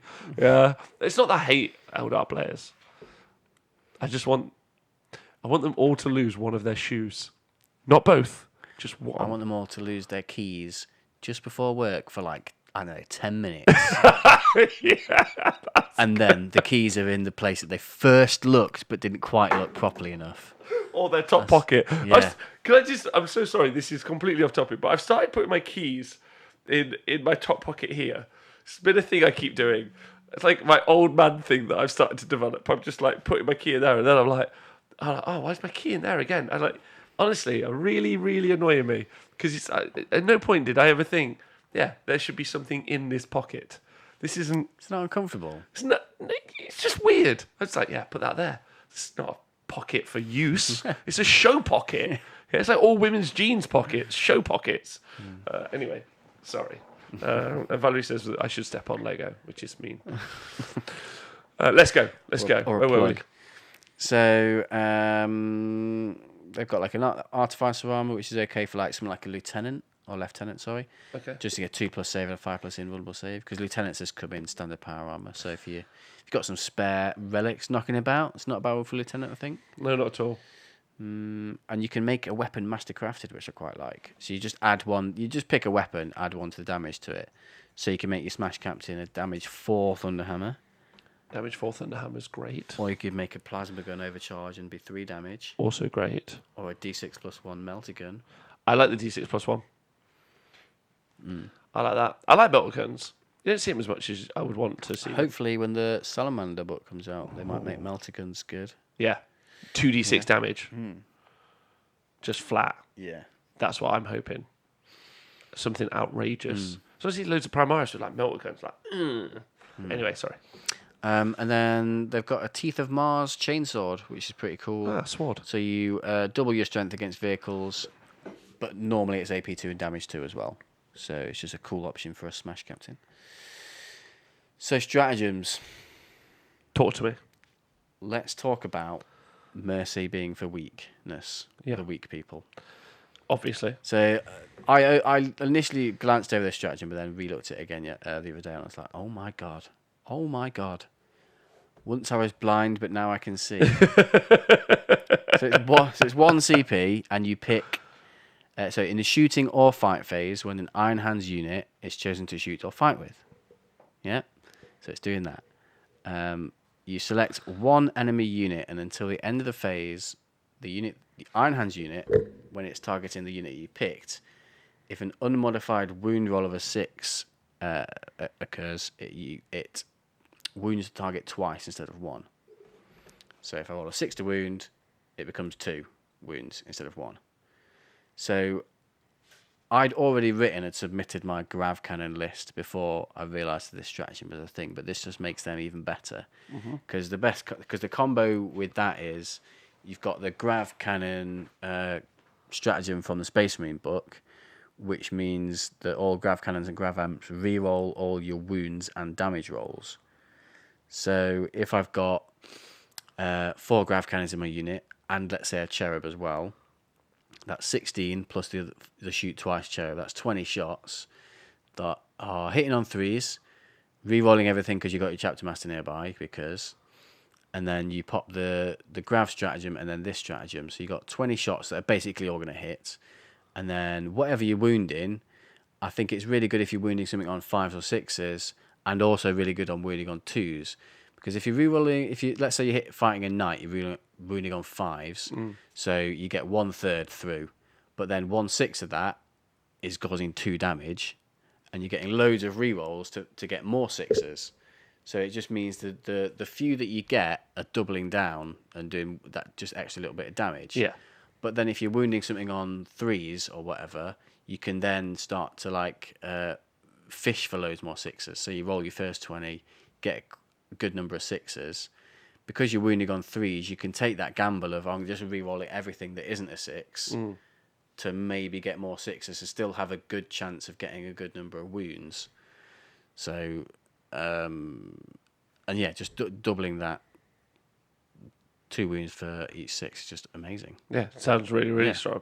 Like it's doubling the amount of wounds you put through as well, and especially against a knight because the Gravs do D3 to vehicles, right? Yeah. Crazy. So and it's good adding that extra horde clearing fodder if you're not facing knights. Yeah. But yeah, that's good, and it also it's really strong. It's just really good. Yeah, it's just really good against anything. And is it army wide, not unit wide? It's unit wide. So I pick one unit and then an enemy unit. So whatever attack's going from my unit to their unit, Right. unmodified sixes become 2. Okay. Just crazy good value, particularly with the grav thing. I think it's just mental value because the grav strat allows you to reroll wounds as well. So I'm already paying the points for the reroll wounds and reroll damage, and then you add that in, it's generating extra. So I'm doubling my value for the wounds, and then also that value carries on to the rerolling damage. Yeah. The same thing, When you if that get makes down to sense. the So you reroll the damage amount as well, the D3. Yeah. Wow. Yeah. Fuck. That's really good. Yeah, it's really. I'm sure I've just gone about grav, but I'm sure that's really good for everything else as well. Like anything with a larger number of shots. Yes. Like So your auto cannons. Yeah, autocannons or like your repulsive executioner, which has 1,000,000 shots. Does have 1,000,000 shots. It's a good point. Storm cannon dude got 1,000,000 shots. 20 shots. Even like. So could he be hit? Because he'd be generating extra hits on 6s, Yeah. generating extra wounds on 6s. Yeah. Wow, Yeah, bananas. could do that stuff. Yeah. That's bananas. 6 to 8 bananas. Hmm. Just in the chat, the Dreadwoods has just said, I'm going to getting back into 40k thanks to the Janes R, best model games workshop has ever done. And then Tom has said, excellent choice. Which we both disagree with, absolutely. Yeah. And then Danger Mouse, nice to see him in the chat, says Iron Hands devs with melters in pods, because obviously if you do any extra hits with melters, this become a significant extra damage, right? Yeah. Same with like a las cannon, but like if you do 6s to hit with a D6 damage weapon, really becomes could snowball quite a lot, really. But the thing with a lot more spiky. But the thing why I think it's so good with the grav thing is because you can get the reroll wounds. Yes. On everything. Like, oftentimes, if you shoot, like the Melter example, you're probably rerolling 1s, but that's about it. And you're rolling not many dice. Yes. So if it's a Devastator's going to 4 Melters, you're only getting 4 dice. Yeah. Whereas the Grav are getting 20. Yeah, no, and I agree with you. I just more mean you've got, like, there's a high variance there. Yeah.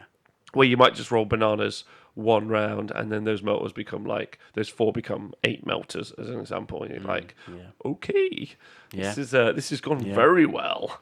There might even be some sort of maths that if you roll 1 extra, it's really worthwhile. But yeah, no, I agree with you. Weighted dice, especially good, and especially as it's kind of as Danger Mouse said in the chat, there's more flexibility. So if you're not targeting a knight, you could be targeting some pretty good on Marines, really.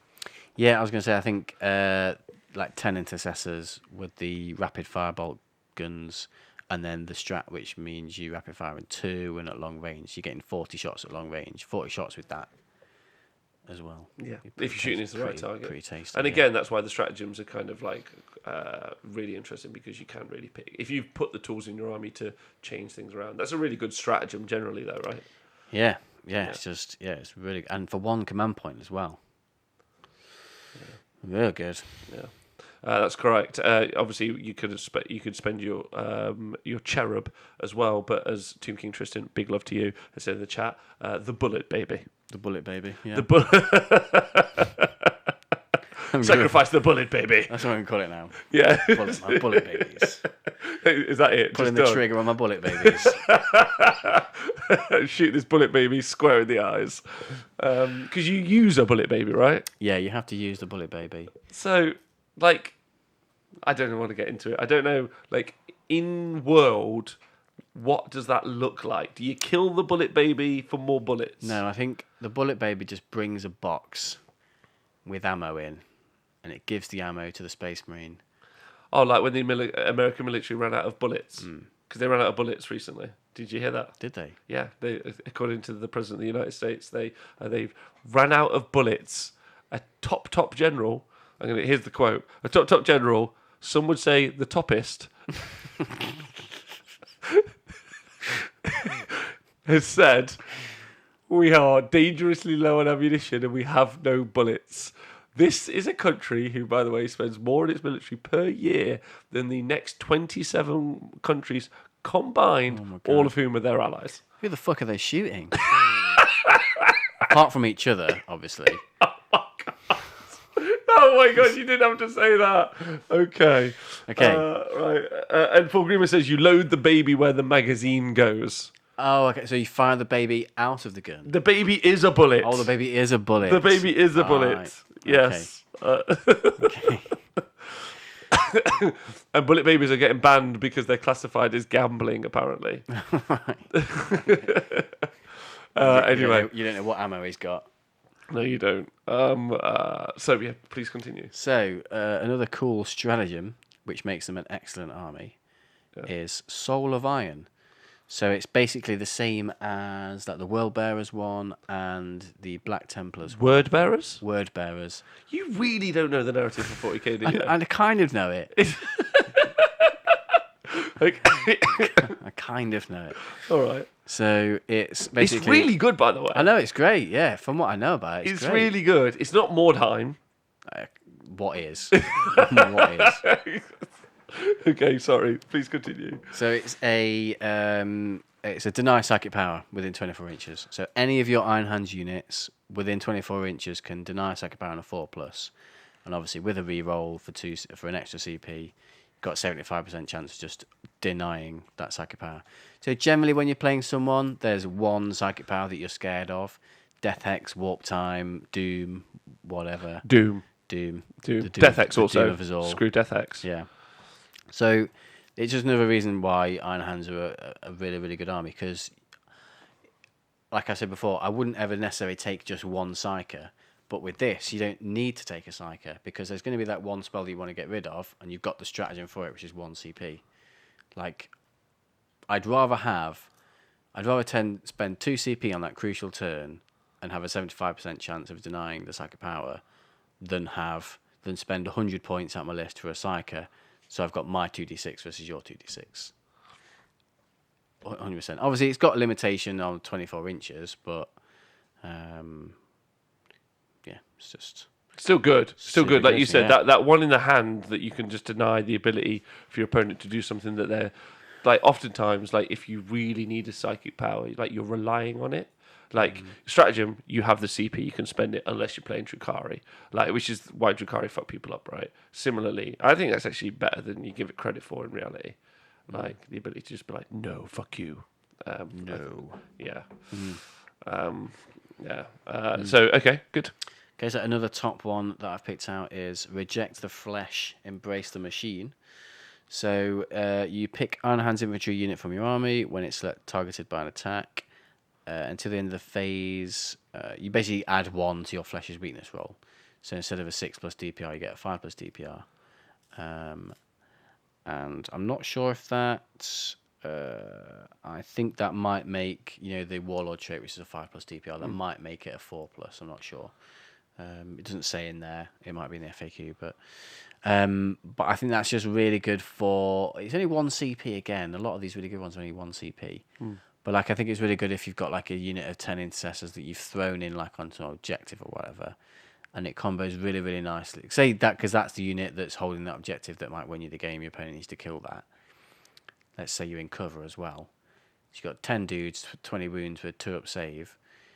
You can do the Space Marine stratagem, Transhuman Physiology. Ooh. So you're only being wounded on a 4 or greater. And then you've got your 2-up save, and then you've got this 5+ DPR as well on top of that. So it's like ridiculously resilient unit. So I think it's just really good. You can pop it out. Okay, good. Pop it out your pocket. Pop it out your pocket. This is the one I was talking about earlier. Optimal repulsion doctrines. So this is Overwatch in a 4-6. Rather than just a 5 or a 6 or a 6. That's crazy. And again, it's 1 CP. 1? All the best ones are 1. Why? And there's like so many, loads of 2 CP ones which look naff. That's so good. That's just on a unit, right? Just a unit, so it's not like Yeah, but it really does mean that you're not going to want to like charge into that like Leviathan Dreadnought or that Repulsor. Like you're thinking about locking it in combat, you got to charge the other thing. Yeah, but I would say that's the better call anyway. Yeah, agreed. Like I'm not. Lord Draconis says Iron Hands are so sexy. Agreed so much, but maybe a bit Marley. Yeah, you're right. Like but it's hard to orchestrate, right? Because if you're just looking at 3 repulsors, you're like, I'll charge that one. It's like, well, that's the one that all Overwatch on 4+ is. Yeah, interesting. Really tough. Really tough to like. So it's a big castle that you want to go hit, but they've got some tools to deal with that if you try to, right? That's pretty cool. Yeah. Yeah. And then they've got a Tau drone stratagem. 1 CP again. Would that surprise you? It does surprise me. It's really good. Yeah. So basically, you turn Iron Hand's infantry into Tau drones. So until the end of the phase, when a friendly character within 3 inches of the unit loses any wounds as a result of an attack, blah blah blah, you can attempt to intercept. So on a 2+, the model does not lose those wounds, and the unit suffers 1 mortal wound. So if I get hit by a flat damage 6 weapon on a 2+, it just becomes 1 mortal wound, which you might save. Which I'm not a fan of that sequence of events, but that's how it goes. Yeah, That's the world we live in. that's pretty good. Yeah, it's just it's like what just occurred to me there is like the Games Workshop mission where your intel points are really important. Yeah. Like that could win you the game. Or Headhunter in ITC. Yeah, Headhunter could save those points there. Yeah. Which is tough as well, especially as it's again something that's reactive via a stratagem as opposed to something that you're like preloading like a relic. So it's like you can decide when you need to use it. Really good, really good, and 1 CP. Wow. Yeah, 1 CP again. Yeah, it keeps your Ironstone alive, says Lord Draconis. Yeah. He also thinks that dreads are a trap. No fallback and shoot with their Iron Hands. That's true. But if you can... If you kill everything, then does it matter? Yeah, if you kill everything, if you don't die first turn, you kill everything, then it doesn't matter. Okay, good. Yeah, and if you're able to screen stuff out, not let it charge you. But yeah, I think that is the weakness that they have. No fallback and shoot, and that's what, if you're fighting our hands, that's what you got to concentrate on. I think tagging them boys. Taking dem boys. And that was it for the stratagems I picked out. There's probably a few other good ones in there. Like there's the ×2 machine empathy one, which is again 1 CP to fix a unit twice. Wow. So Farius can heal a vehicle 6 wounds. It makes look like it's thematic. Absolutely, it's thematic. It's just when you overlap all those abilities, like their survivability, their difficulty to charge, and then the fact that you can heal them up, as well as the fact that they operate at like their top profile as well. Like it's just an overlapping set of rules, which when you compound them all together, are super strong. And they also really polarize the army in a very specific way. Which is fine, and I actually would say that that it's really nice to see this level of theme, in the game. But it would be nice if it wasn't quite so polarizingly strong. If that makes sense. But 40k is that it is very binary, in my opinion. You know, you just attack shit and it dies. Or you don't, and then it attacks you back and you die. That's normally what I've seen. You don't tend to see tons of attrition, apart from you see plague bearers on the board. But that's a different conversation. So is there Psychic Powers? We haven't done this. No, we've not done the Psychic Powers. They've got... I don't think their Psychic Powers are that great. They've got one which is a 5 to cast, and you can basically be a Tech Marine for a turn. You can heal. So it's range 3. And you heal something D3, so you got more access to healing. Yes. I don't think it's worth it personally, because why would you spend 100 points on maybe a chance to fix something when you can just have a Tech Marine who does that automatically? Yes. I don't see the point in having a Psychic Power on that. They've also got one which is a 5 to cast, it's +1 to hit, to a vehicle within 12. But again... It's not really necessary in that army. No, it's not that necessary when most stuff is hitting on 3s and rerolling 1s. You might need it if you're going back against a lot of negatives like flyers or whatever that has minuses to hit. But you've got chapter masters for that nowadays, and also you've got chaplains who have the +1 to hit prayer, which is on the 3+, which is I don't know exactly the maths on 5 on 2 dice or a 3+. What is better? But I just think that's probably a bit more reliable because if you really, really want it, you can CP the 3. If you Yeah, don't get it. I think that is more reliable. Realistically, also the thing about the difference between prayer and psychic power is psychic power you can stop, prayer you can't. Yeah. So there's way more reliability there from your opponent. There's also a spell, psychic power, that gives you +1 to save. Yeah, it gives you +1 to save. I wasn't that worried about that really. Oh, Because you're so resilient anyway, and if you need your stuff to have a +1 save, you just stick it in cover, right? yes, agreed. But the one I did like was Fury of Medusa. I think this would be the one I took, and this would be, if I was to take an Iron Hand Psyker, that would be the reason why, just because it does something quite different. So it's a 6 to cast, and you select one enemy model within 18 and visible of the Psyker, and then you draw a line, the shortest possible, between the two models, 1 millimeter wide, and you roll a d6 for the selected model and each other enemy unit that the line passes across, adding 2 if it was a vehicle. On a 4 to 5, you suffer 1 mortal wound, and a 6, you suffer D3 mortal wounds.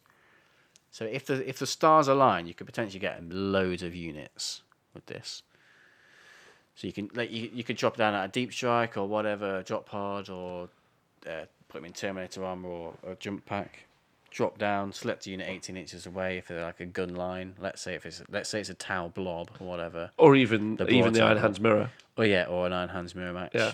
And just draw an 18-inch line back towards your Psyker from that model, cutting across loads of different units. Although it's only chipping one or a couple of wounds here and there, it's just got quite a lot of damage. I quite liked it. Is there Piggy Jones in the chat says, how about your shooters get hot power? Shooters get hot power. Yeah, Which one is that? I'm not sure. Oh yes, Objuration Mechanicum. So it's cast on a 7, selects one enemy unit within 18. So it's an enemy unit until the start of your next psychic phase. When resolving an attack made by a ranged weapon in the unit, if an unmodified hit roll of a 1, you suffer 1. Yeah, it's a negative, it's a debuff. So I cast it on my enemy. If they roll any 1s to hit, they suffer 1 mortal wound. So that is kind of good actually. That's actually really clever. Yeah. What's it good against? Yeah, again, just stuff that fires lots of shots. Yeah, exactly that. So you might not. It might stop your opponent shooting or not. They might not want to shoot if you do that. Yes. Yeah, they might elect not to. It depends. Something that rolls. I mean, it definitely would be great on another repulsor. Yeah, they're firing a lot of shots. I mean, they're also re-rolling their 1s traditionally, but still really fun. On Marines, it's also good. Thank you very much, Irish Minotaur. Yeah, that's pretty cool. Yeah, it's pretty good. Tau. What about their missile pods, baby? Yeah. What about that unit of 3 broadsides? Yeah. I'd love to do it on those guys. Yeah. That's a lot of shots they're firing. Yeah. That's a really strong power actually. Like again, like you said, Terminator armor. Just drop them in, poof. Just drop it on that unit. That's quite fun. Gives you a real counterplay as well. That's really nice. That's cool. I'm digging it. That plus the psychic power to do a line. Yeah. It's like mortal wounds. Oh my god, we're making a list right now. Triple orbital bombardment. Yeah. Mortal wounds. Pick the shooting unit. Yeah. Mortal wounds if you shoot. Plus, when you cast that spell, you can be like, "Stop hitting yourself! Stop hitting yourself! Stop hitting yourself!" Yes. That's really fun. Okay. Yeah. Sweet. Yeah. I'm well into that. What's that psychic power called? That one is called Do. Objuration Mechanicum. Obviously. Come on. Yeah. I'm up for that. Because that's troll worthy, right? Yeah. It's troll worthy to win tournaments with that particular thing. Okay. And that is basically my top tip highlights from the Iron Hand supplement. Nice. Top tips. Is that what we call Yeah, that section? Top that's- tips. So overall, I know you've played against it a couple of times, and everyone in the chat. So Twitch chat, this is your opportunity to let me know what you think, and then talk to me and Nick about it. Nick, what do you think? Obviously, I think it's still early days. There's going to be, I think, a lot of the builds that I've heard about, like Triple Repulsor Executioner, just because they're just obscenely good at shooting. And obvious. And they have fly. Yeah, it's an obvious thing. because you can't do. They're probably better than the Leviathan build, I think, because you can't tag that and stop it shooting. You need to kill it to stop it shooting, and it's got more wounds. It's not good invulnerable save though, but there's ways to get access to invulnerable save, like Deradio or Ferius, who has a bubble invulnerable save. Surely it's just going to be Ferius who you take it Yeah, anyway, right? yeah, Yeah. If you're playing Eye Hands, he's a very obvious choice. So him and like 3 Repulsors is just going to be really, really good. But that's quite expensive. I think they will. The thing that might struggle is that they just want to be in a blob, so you're not going to have much board control necessarily. It depends how much, because you can keep stacking things into the blob to shoot out of the blob. Yeah. But it depends where you think that point is enough, and not having the board control, which again the Marines book has got access to some great infiltrating and scouting units to create early doors kind of like presence and stop movement a little bit. Its ability to get pinned down could really be an issue. But it sounds just like really polarized with its opportunities. But then that psychic power just has been like, that's just made me go, lol, that's quite fun. Like there's an entire thing built around that where you could just literally be like, this is all I do every tournament. I drop this guy down, I pick your shooter unit, I cast a psychic power, I chuckle to myself all day long. That's quite cool. People will take obviously the obvious one, but it sounds really interesting. And again, I'm a huge fan of the fact that they're releasing books like in this format. Yeah. Whether or not that's good for the competitive environment, I don't want to tell you. We've had to deal with Eldar for 2 years now, so that's been pretty bullshit. Yeah. So I can't wait for in a year's time to start ragging on Iron Hands players. yes. Goddamn Iron Hands players. Danger Mouse says, "What's your favourite Dreadnought option, including Forge World?" Surely. How are we defining favourite? Like best or favourite? Favourite. Probably the Deradio, because now I own a couple. I do quite like how it looks, and I've always enjoyed playing with it in game, and I like the role that it plays in the army because it's a really good shooter. It's quite tanky, and it buffs everything around it, so you can build an army around it as well. Okay. All right, sweet. Gozzy says, Yours? What about yours? What my favourite Dreadnought? Yeah. I really like how the Leviathan looks. It's cool. But really, the best Dreadnoughts for me, because Dreadnoughts for me are iconic because of like what they represent, like narratively. I'm sorry, like I like the Leviathan. He's a gangster. It looks awesome. There's purgatory for a Space Marine. Yes, and therefore, but I've always liked the monastic style like element that Space Marines are. So the Forge World relic contemptors for the particular chapters, just ridiculous. The Iron Hands one is really cool. He's got like a Storm Shield and Thunderhammer. Yeah, that guy's badass. Right? They're just all the Blood Angels one's great. Like they're all just so awesome. So yeah, I'm those are my favourite. They're just great. Gozzy says, "Evening guys, sorry for the delay in watching. Paying for the weekend doubles. No problem, Gozzy. Hey Gozzy. Hey Gozzy. Hey Gozzy. Danny says, I think the fact the entire of Games Workshop is taking out of hand says enough. Games Workshop, one of the most competitive 40k gaming teams in the UK. Is that correct? One of the best, yeah. One of the best. I heard anyway. Exactly. Alandor says the Iron Hands Air Fortress is a go because Irish Minotaur says 3 Storm Talons and 3 Stormhawks, and that will deal with your getting locked in combat issue. Yes, because they're just flying around. Yes. Yeah. And then the Iron Hand Invicta suits. Says Alandor was thinking that. Are they that's the new?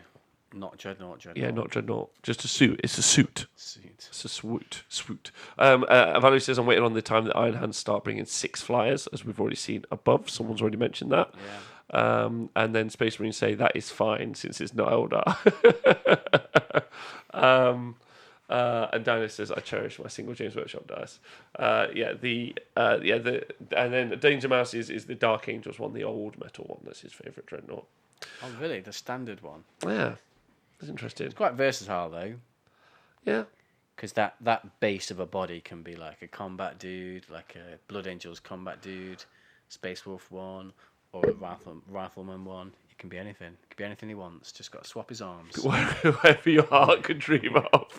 Irish Minotaur says 36 assault cannon shots and 18 heavy bolter shots, all with -2 AP, hitting on 2s, re-rolling 1s. So 36 plus 18 heavy bolter shots, 36. Plus they're all damage 1, so you don't care about the Iron Hands Mirror Match Ironstone problem. Yeah, that's pretty good. That's not bad. Okay. Overall, fantastical news. Thanks very much for doing that.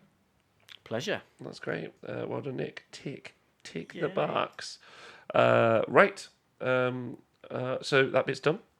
Check your stopwatches. Get yourselves a cup of tea. Next section. This is where if you listen to the podcast, the musical interlude. And we are back. We're back. Yes. So the next part of the show is rundown review and mental health, because it's Mental Health Day. Oh yeah. Yeah. Did you know that? I did not. Yes. So we probably shouldn't be calling the Space Marines who lost their father, Mahdi. Probably not the best use of their time on that day. So Mental Health Day, and always worth talking about, because the community can have a rough old time sometimes with their mental healths. So I thought I'd share my story from this week, and then hopefully other people could see. And that's tied up with the show and work tonight. So I thought I'd talk about that. You could talk to me a little bit, because we've talked before off air a lot. Nick's always been one of those people who I've always turned to, and has been really nice to me over the past couple of years. So thank you for that. No props. And then we could talk about rundowns, because next week we're going to come back with rundowns with a vengeance. Yeah. We're going to be super serious. We're going to do rundowns every week. So our new format is every week rundowns a rundown by each one of us. And then if a codex comes out, we're just going to shoot the shit on that codex for the week. And that's it. We're going to try and skimp away from just talking about rubbish. And we're just going to just focus on those 3 core elements, because I just really like doing the rundowns. I'd like them to return. So let's do it. Yeah. So we're going to ask you guys what you would like to see in the rundowns, potentially, is part of that as well. But the reason that that's come up is because I've had a pretty tough week. I was away in Ireland at the weekend for 3 days, landed on the Friday. I only got 3 hours sleep for 2 different nights. That's always hard on the old brain. Came back on the Monday, had to do a bunch of work. And then I had to do work all week. And then that's led to me to not be able to prep enough today to do a rundown, which makes me feel like a failure, which is real rubbish, and has made me feel a little bit panicky all day, and is always really hard. Knowing that the show always goes live on Monday or Thursday is always super tough, because it's not like the YouTubers who I think do. I honestly look at other people, and this is the other thing as well. There's 3 different thoughts. I'll finish the first thought first. I'm sorry. I felt like a bit of a failure because I didn't get to be where I wanted to be, but I felt like I've worked every minute of every day. And I'm sure lots of people have those feelings all the time. I'm sure you have them too. Yeah. But what's really nice is just being able to talk about it. And I think that that's my way of dealing with issues that I have. I talk to my friends, and I also talk to you guys about it. How do you deal with it? Like a range of different things. Yeah, it's always good to talk to someone if you've got an issue, and quite often I think if you've got a problem that you're worried about, I don't think people need to talk to other people to get the problem solved. Quite often I think you just need to be able to get your thoughts out. Quite often if I'm struggling with something and I'm talking to someone, I'm not saying I've got this problem, please fix it for me. I'm just saying I need to vent to you about this issue that I've got. And just me getting it out, I think it kind of helps you get your thoughts in order about it. And quite often you've already worked out what you want to do, what you need to do. You just need to express that to someone, and then kind of almost that person go, yeah, that sounds like a good plan. Because if you're thinking about it just in your head, go, I might do this, but you've got no one to sort of say, oh, that's a stupid idea, or that's a really good idea. I think just exercising is always really good if you've got something on your mind, because you can maybe it's quite cathartic. You might go running and just run up a hill, be like, yeah, fuck you, life, I ran up this hill. That's nothing gonna stop me now. That's a good point. Just things like that. That's a yeah. good point. Yeah, I think talking really helps, which is why I wanted to talk about it today. And because the thing that obviously we do on this show, and I've done for maybe almost nearly 4 years now, if you include my Games Workshop, but that was really interestingly, that was where I was the most fake when I talked online. Because I was representing the company, I had to be super upbeat, but I was having arguably one of the worst times with my own personal stress and life because the managers were being, I would say that they were bullying me, and I would say that they were being pretty much as nasty as people can be without physically hurting someone in the workplace. So that was a really hard time, but I had to come on and present this kind of like fake happy image. So that was really, really hard. Whereas ever since doing this for myself, I've not felt like I've had to. And that's been probably the most liberating thing that I've been able to do over this past amount of time, is just be able to be with you guys and talk honestly and openly, which has been amazing. You've been great, Tom's been great, Nathan and all the other guys have been awesome too. But being able to, Hypnocracken, thank you for the bits donation for mental health. I'll try and find out how much that is, and I'll try and donate that to a mental health charity or something. I'm not trying to like angle for anything here. What I'm trying to get at is I come on here and I make loud, silly jokes all the time, and I'm quite an obnoxiously loud person as well. And I've travelled the world this year, doing lots of live coverage. You would expect someone like me to be really confident and upbeat. But I have had some really hard times over the past couple of years and my life, but really hard times. And you can struggle a lot, but it's helped me always being able to talk to you, Nick, and talk to other people in my life.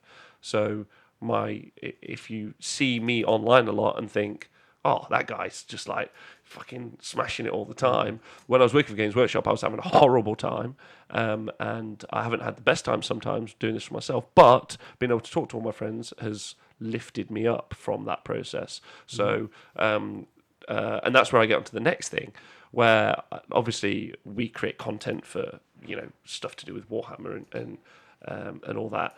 And then I look around at all the other people that are doing really well. Like the Tabletop Tactics guys are doing amazing, and I'm so happy for them and proud of them and really happy. There's there's some great content producers out there, not many wargaming, and there's some really, really great people. But then you see your stuff and you see their stuff, and their stuff's like so popular, and that's great. I'm really happy for them, but it can't ever help feel like a failure sometimes in some cases. And that's also true for everyone when they go on social media. See that guy, like you've just been away for the weekend, but then also you've played 2 games of Warhammer, you have a job, you've got a relationship. I'm struggling to get up in the morning. It's hard sometimes when you compare people. What I'm trying to get at is when you compare. It's called comparing and despairing, I think, is the is there a language for it? Yeah. Please talk to me about it. So, it's exactly what you were describing. You're thinking, oh, look at that person over there, and then you're comparing yourself to them. But and it's perfectly natural thing to do, but it's not necessarily that healthy, because obviously you don't necessarily know. Like, you might see someone on Facebook or on a YouTube video or whatever, and they present the best version of themselves that they possibly can. Like, that might be true for that moment, but it's not necessarily the reality behind it. So what you're comparing yourself to isn't necessarily a fair thing. Representation. It's not a fair representation of them. So you're comparing yourself to the best presented version of that person. And everyone's different. Everyone's got different life circumstances, skills, abilities, opportunities, luck, whatever. So everyone's different. You shouldn't really compare yourself to other people. Well, that's what I'm trying to get at. Same thing. Like, what you should do, and you should also like work your own race, right? Like, I'm not. I think that kind of idealistic 50s, pull yourself up by your bootstraps and just keep hammering away at it and it'll be fine, isn't true. But I don't think that element of it's true. But I think what is true is you can find the moments in your life where there are like really joyous bits, and just take the time to appreciate them. And they don't have to be like all encompassing. They can just be like just like someone says nice job and you're like, cool, that'll do me for today. You just got to be on the lookout to find them and live your own race. Like the weekend just gone, we did some Age of Sigmar coverage, and I did this. Well, not I did. Sorry, our incredibly talented kind of overlay designer Tom did this cool thing where the spreadsheet that we have auto updates our overlay. It's amazing. Probably about one human being in the world gave a fuck about it when like you could see it as the overlay over the weekend, but that didn't make me disheartened because I was like, I know it's a good job. So was doing it more for me, or Tom was doing it more for me, and we were having it in place more for us than we were for other people to see that.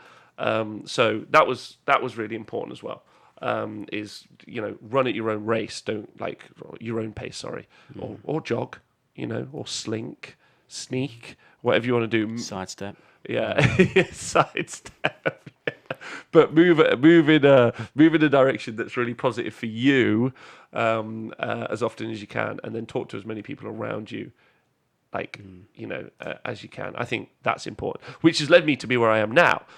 Super busy. I've worked every minute of every day. You guys may or may not know that I DJ every Tuesday night and have done for like 12 years. But so like I also do that as a business while also trying to like do everything that we're doing with the live coverage and the Honest Wargamer. So I do a lot and I seem to work all the time and still just like I don't feel I'm there yet, right? And that's always really hard. And it's something that I personally battle against. I'm sure maybe I don't know if you feel the same ever, Nick. Like I'm not sure like what you're looking to achieve in life, but it's definitely something I feel.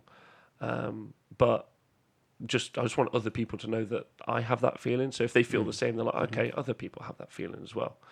But yeah, what about you? Anything like that? Yeah, there's always obviously lots of things you want to achieve in life and be certain things you aspire to be, but never really seem to get there and don't know how to get there. But a good Mechanicum player, that would be the other thing. I can't ever be one of those. Yeah, I don't know. I think a philosophy I try to have is like don't like. I think expectations can be a good thing, but also a bad thing. Like if you expect so much of yourself and you never get there, then you might feel like a failure. Whereas, if you expect life to kick you in the nuts all the time, when it doesn't, then that's the brief respite. And you're like, yes, fucking brilliant. If that makes sense. I also would say don't focus. Don't think that it will, or everything that you experience. Everything you experience will make you think that it's kicking you in the nuts. You do have to at least like look toward hoping that things are going to be positive. Otherwise, you look for the negative. You have to look for the positive. I think, and I know that's really a saying that I really like is "This too will pass," and that what all that symbolises is that when there's bad times. Because it's useful in good and bad times. When you've got bad times, you just remember this too will pass. So bad times don't last. Eventually, the good times will come around the corner. But then when the good times are there, this too will pass. So you know that it's good now, but it might be in the shit again. Yeah. So enjoy it when it's good, but when it's bad, recognise that it's not always going to be bad because life is always up and down. It's got to take the rough with the smooth as well. Yeah, you do. Which leads us to be like Nick's done the Iron Hands review, which has been amazing. Thank you. I plan to have a rundown because the rundown I did last time was on 40K show. My Hector Rex. I've started to paint him. So I talked to Nick at the beginning of the show, and next week I'm definitely going to have it done. My rundown, and we're going to bring the rundowns back, which I'm very excited about. But yeah, we can all fuck up.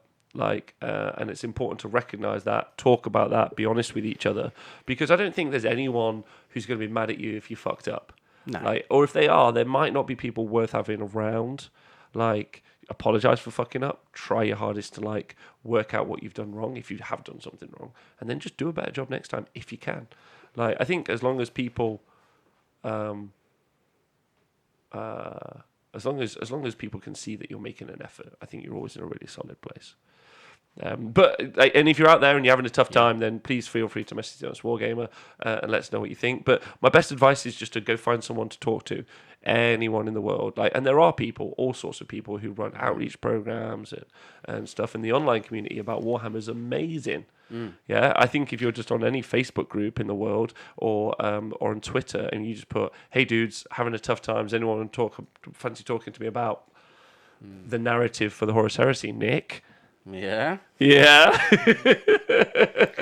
then there'll be people who jump at the opportunity. Yeah. It's just a really kind community, and you should. But I also think if you're not the type of person who likes to talk to people, just Warhammer as a hobby, I think, is a fantastic hobby. Like the modelling and the painting, I think, is a really good hobby to do, just to clear your mind. Because if you've got lots of stuff going on in your life, like lots of stress at work or your relationship or personal life or whatever, you can sit down for however long it is at your hobby desk and just focus on that one thing, building those 10 Marines or painting that. Yeah, it's like Eldar flyer. It's like the advice they always say, like always make your bed in the morning because the first thing you've done is achieve a thing. Yeah, it's exactly. Straight away. And I agree with you. Like you build that. Like we've all, wherever you're sat now listening, like you've got a grey box somewhere. You've got a box with some stuff in unbuilt. Just build it, man. Make yourself feel better about it. Yeah, and I've got a really good example of that. There's a build. So a couple of years ago, I went through like a really bad breakup, and I felt awful about the whole thing. And I went round to my friend James's house just to sort of like talk to him about it. And at the time, we were really into Mordheim, still are, and we just decided to just build some buildings. And I built a really shitty Mordheim building out of just like lollipop sticks. I made like a rough frame and then like paper mache the roof and the walls and things like that. It looks awful, like it's really warped and terrible. But like we still use it, and I refer to it as like my recovery house. Yeah, because that helped me. Just making that thing just took my mind off the awful situation that I had going on at that moment.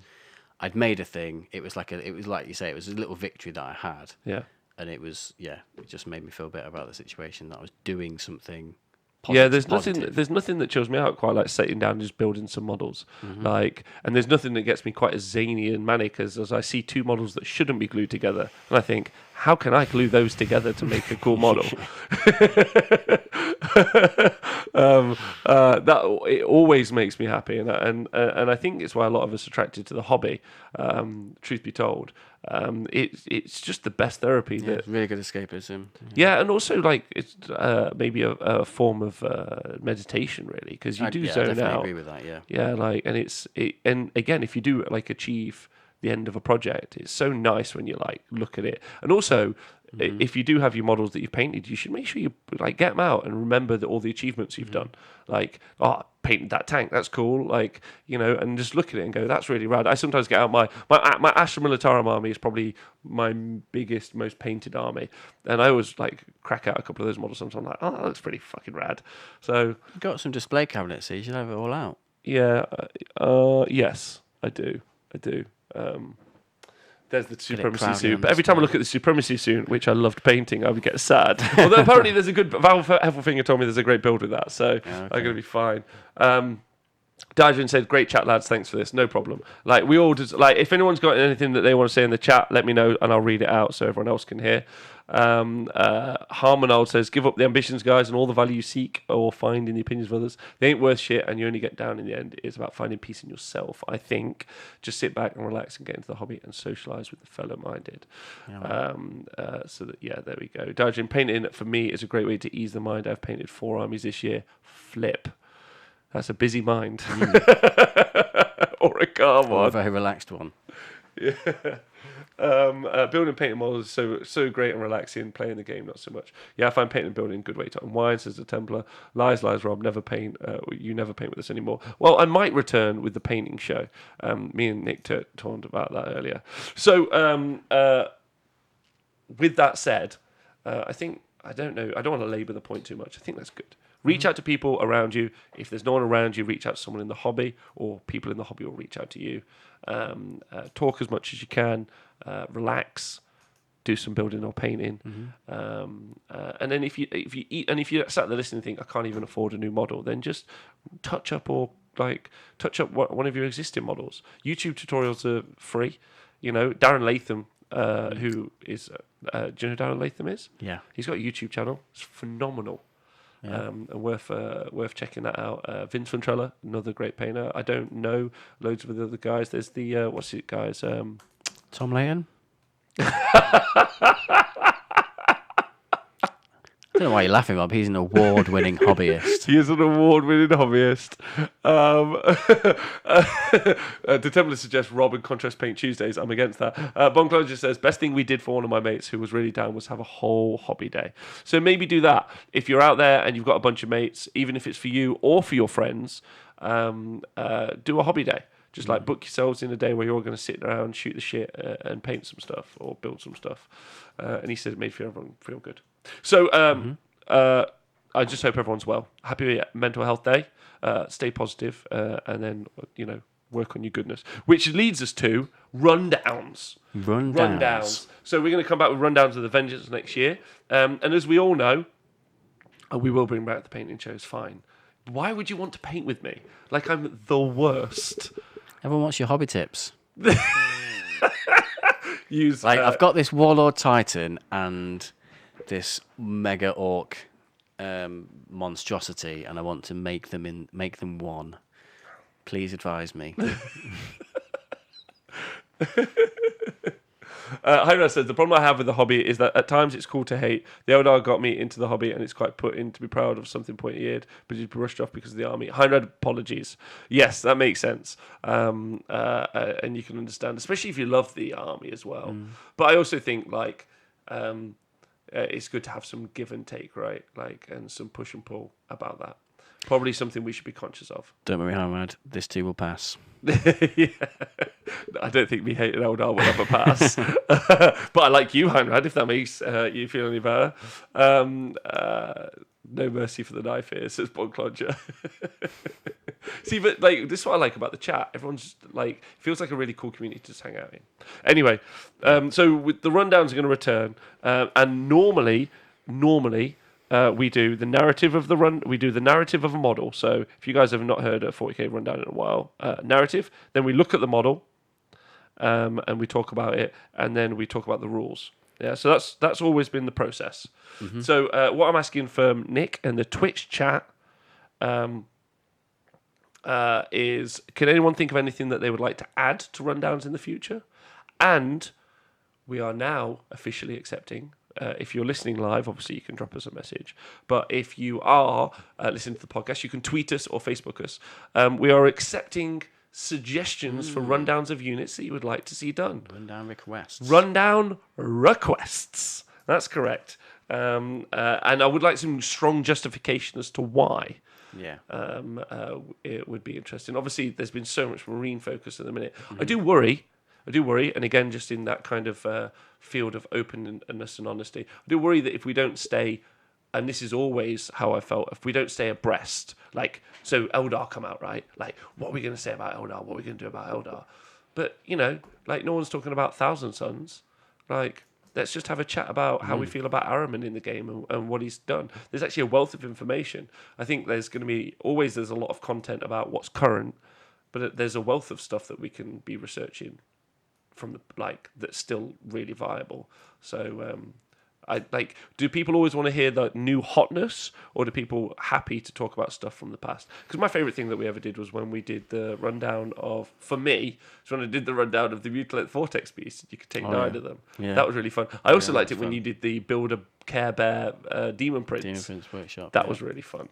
I thought that was really good. I think it'd be good if we could have a bit of a mix. We have one thing that's hot off the press, crushing the meta wise, and then maybe an off meta pick and something that's something that would defeat the meta thing. I don't know. Okay. So we could potentially be looking to narrow in on the suggestions for a purpose. Yeah. Okay, so some purpose to the. I like doing the design philosophy live. That's really fun, so you guys can see behind the curtain when we hit it next week. So a purpose of choice. So we would need to come up with some categories for why. That's really interesting. And then Bon Closure says, I'm painting Swarmlord right now, so how about him next? Real simple. Just real like Swarmlord. I'll write that down. And Hyrad says, I'd like to hear about some of the more obscure units. I don't need a rundown on why Eliminators are so good. The issue is that the units you don't hear about, you normally don't hear about because they're rubbish. Yeah. How do you overcome that? It's basically like, lesser heard of units that still have like a bit of a niche role in lists, I guess. But there's an issue there, right? Is that like They have a niche role because there's not much to them. exactly, exactly. That's normally the issue, right? Yeah, I also think that like what we always aspire to do with a rundown is here's the rules and here's all of the things that you can do with it. I think sometimes that's too much. And we should narrow it Maybe, down. yeah, maybe we should be like, right, this is how this is how I'm imagining it working in the game, and these are the things you need to do. So you're not saying, or you're not just rattling off. You can do all of these stratagems on this unit. It's just like these are the things you do, and this is how you do it. Okay. All right. It'll refine the rule set element, so we're not just reading things for ages. Yes. Okay, that's fun. Like, I'm super sold on us doing the narrative. Like, because the reason I'm still talking about it is because I want to hype it up. Like, if I'm doing freebooters, I'm getting myself a pirate hat. Do you know what I mean? Yeah, not freebooters. Sorry, flash kits. I get a pirate hat. I'm sitting in here just doing. Are you gonna paint yourself green though? Never. I'm not as committed as you. Not as committed as you. He's left. He's just. Okay, so that's a good point. Alan Joel says new hotness is always fun, but like the whole internet is always going on about it, so it's not like this huge gap if a given episode focuses elsewhere. That's always been my worry, though. Like, I think it's quite cool. I'd like to, for instance, talk about Ahriman. Yeah, I like the idea of like psychic powers and talking about that, and I think it would be fun to zero in on him for 40 minutes next week, as an example. But because it's not the new hotness of whatever the hell you can do with Eldar. You know, is it particularly relevant? And I think people would enjoy just hearing something fun over having to hear the new thing. Just on that example of Ahriman, I think it would be quite relevant to talk about Ahriman because I think with the resurgence of Space Marines, in particular Iron Hands, that are really, really resilient, what I think stock in Mortal Wounds has got to be quite high right now because that bypasses all their resilience. Yeah, you can be buying them Not up. all of it, but most of it, yeah. Yeah, that's a good point. Okay, so that's a good point. Thank you, Alan Joel. Disco Lords, have they lived up to the hype? So some sort of like post-review rundowns, like and also where are they now? Where are they now? They're post-review rundowns. That's fun. And then where are they now? That's a cool section. Where are they now? We should do one of those every week. Castellans, where are they now? Kurov Sequilla, where are they now? Maybe rundowns of units from weaker armies. Hate to go back to him, but NIDs are kind of gack right now. So hearing about the best they have and how they make them could be cool. That would be really fun. So again, offbeat units or units you're not currently talking about a lot. The rubbish in the tournament sense, but they could still be played in the Beer and Pretzels games, which is a really good point, and we should probably talk about that more. How about a rundown on synergies or combos? But that's what we do anyway inside the rundown, I think. Yeah. Yeah. Alan just says most discussion online is focused on competitive play, and in competitive play, something can be really good, and you never see it because something is just a bit better. That's a really good point. But I think that's like a really interesting design philosophy of the game. Where like we talked about those Grav Marines earlier, and we talked about Melters as well. The Melters could be a really fun unit to do, but because of the flexibility of the whole field, actually, probably the Grav unit's just better. So it doesn't mean that the Melter one's bad. There's just a better choice. Yeah. So that's a really good bit. Okay. Yeah. Good call. All right. Sweet. Purpose of choice. I quite like that. So no more suggestions. Has no one got any actual suggestions? Nick, you got anything that you're really excited about talking about? Do you think? Or Like an army you just like to be like, do you know what? I can't wait to read like the narrative of that. I think Thousand Suns. Actually, why? Yeah. Just because I've said it. Well, I've got 3 Thousand Suns models that I've used in my lists, in my chaos list from time to time for the warp time and smitings and mortal wound output and stuff. It is a marine army that I'd quite like expanding a little bit. Okay. So, All right, cool. I think I'm going to do mine just off. I'm going to, like, every week I'm just doing mine based off just really fun stuff. Unless someone makes a really good suggestion online and there's a reason as to why. I'm just going to do it off, like, cool models and cool story and then see how they fit. Because I think that's kind of interesting. And then eschew the idea of there being, you know, I'm pretty certain Tom will come with the competitive power, which the power, which we need. So that should be fun. All right, cool. All right, great. We'll expect that next week then, which is exciting. Unless anyone's got anything else to add to it. The reason I'm wrapping up is it sounds like the nightclub downstairs is warming up, which I just heard. yeah. Pimplesat says Imperial Fist getting 2 damage heavy weapons in Devastating Doctrine seems crazy. R.I.P. Iron Hands. 2 damage heavy weapons. Yeah, apparently, according to Imperial Pimpslap. Wow. Then Bonclodge says, also, it can actually be fun to just talk about how poorly designed and awful a unit is. Me and my gaming buddies have a few laughs at the expense of the horror specs, the poor bastard. It is quite fun ragging on bad rules. Yeah. It is quite fun. Yeah. Yeah. That'd be quite an interesting one. Like, pick one specifically because it's bad. Yeah.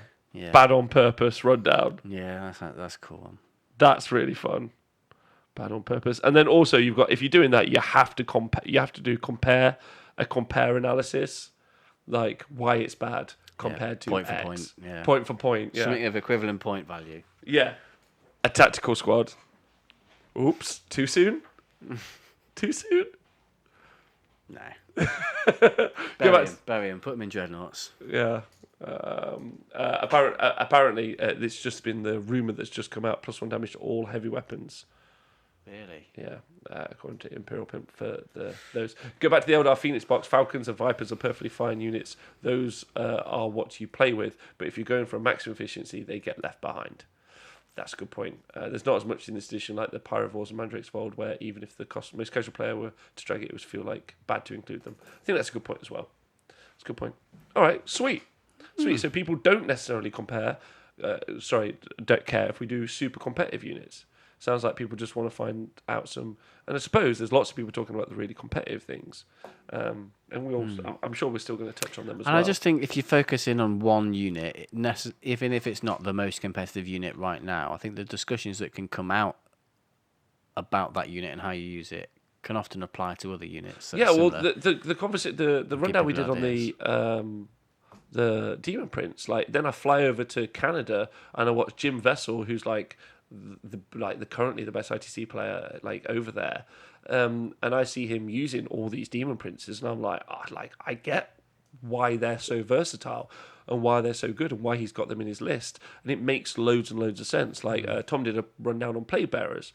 Again, I saw the Plague Bearers. I think those deep dives actually really do help us like understand a unit way more. So yeah, all right, sweet. Well, good. I'm feeling really good about that, which is good for Mental Health Day. Yeah. Yeah. Awesome. Nick, how you feeling? I'm really good, thank you now. Good. Twitch chat, I hope you're well. Thanks for joining us on this ride. Please join us again next Thursday. I'm very excited about seeing you guys again. If you listen to the podcast, loads of love. Make sure to stay hydrated, talk to people you love, and eat an apple. Keep chugging that water. Keep chugging that water, run up a hill. The Templar's just put, I've always been a long time Imperial Fist player. Me too. Me too. Me too. Depending on how when the rules come out. Yeah, exactly. Thank you to everyone on Patreon. Thank you to everyone who subscribes on Twitch. Loads of people subscribe today. Appreciate that loads. Everyone who's donated bits. I hope you have a great day, whatever it is you're doing. Loads of love, and see you soon. Thanks, Nick.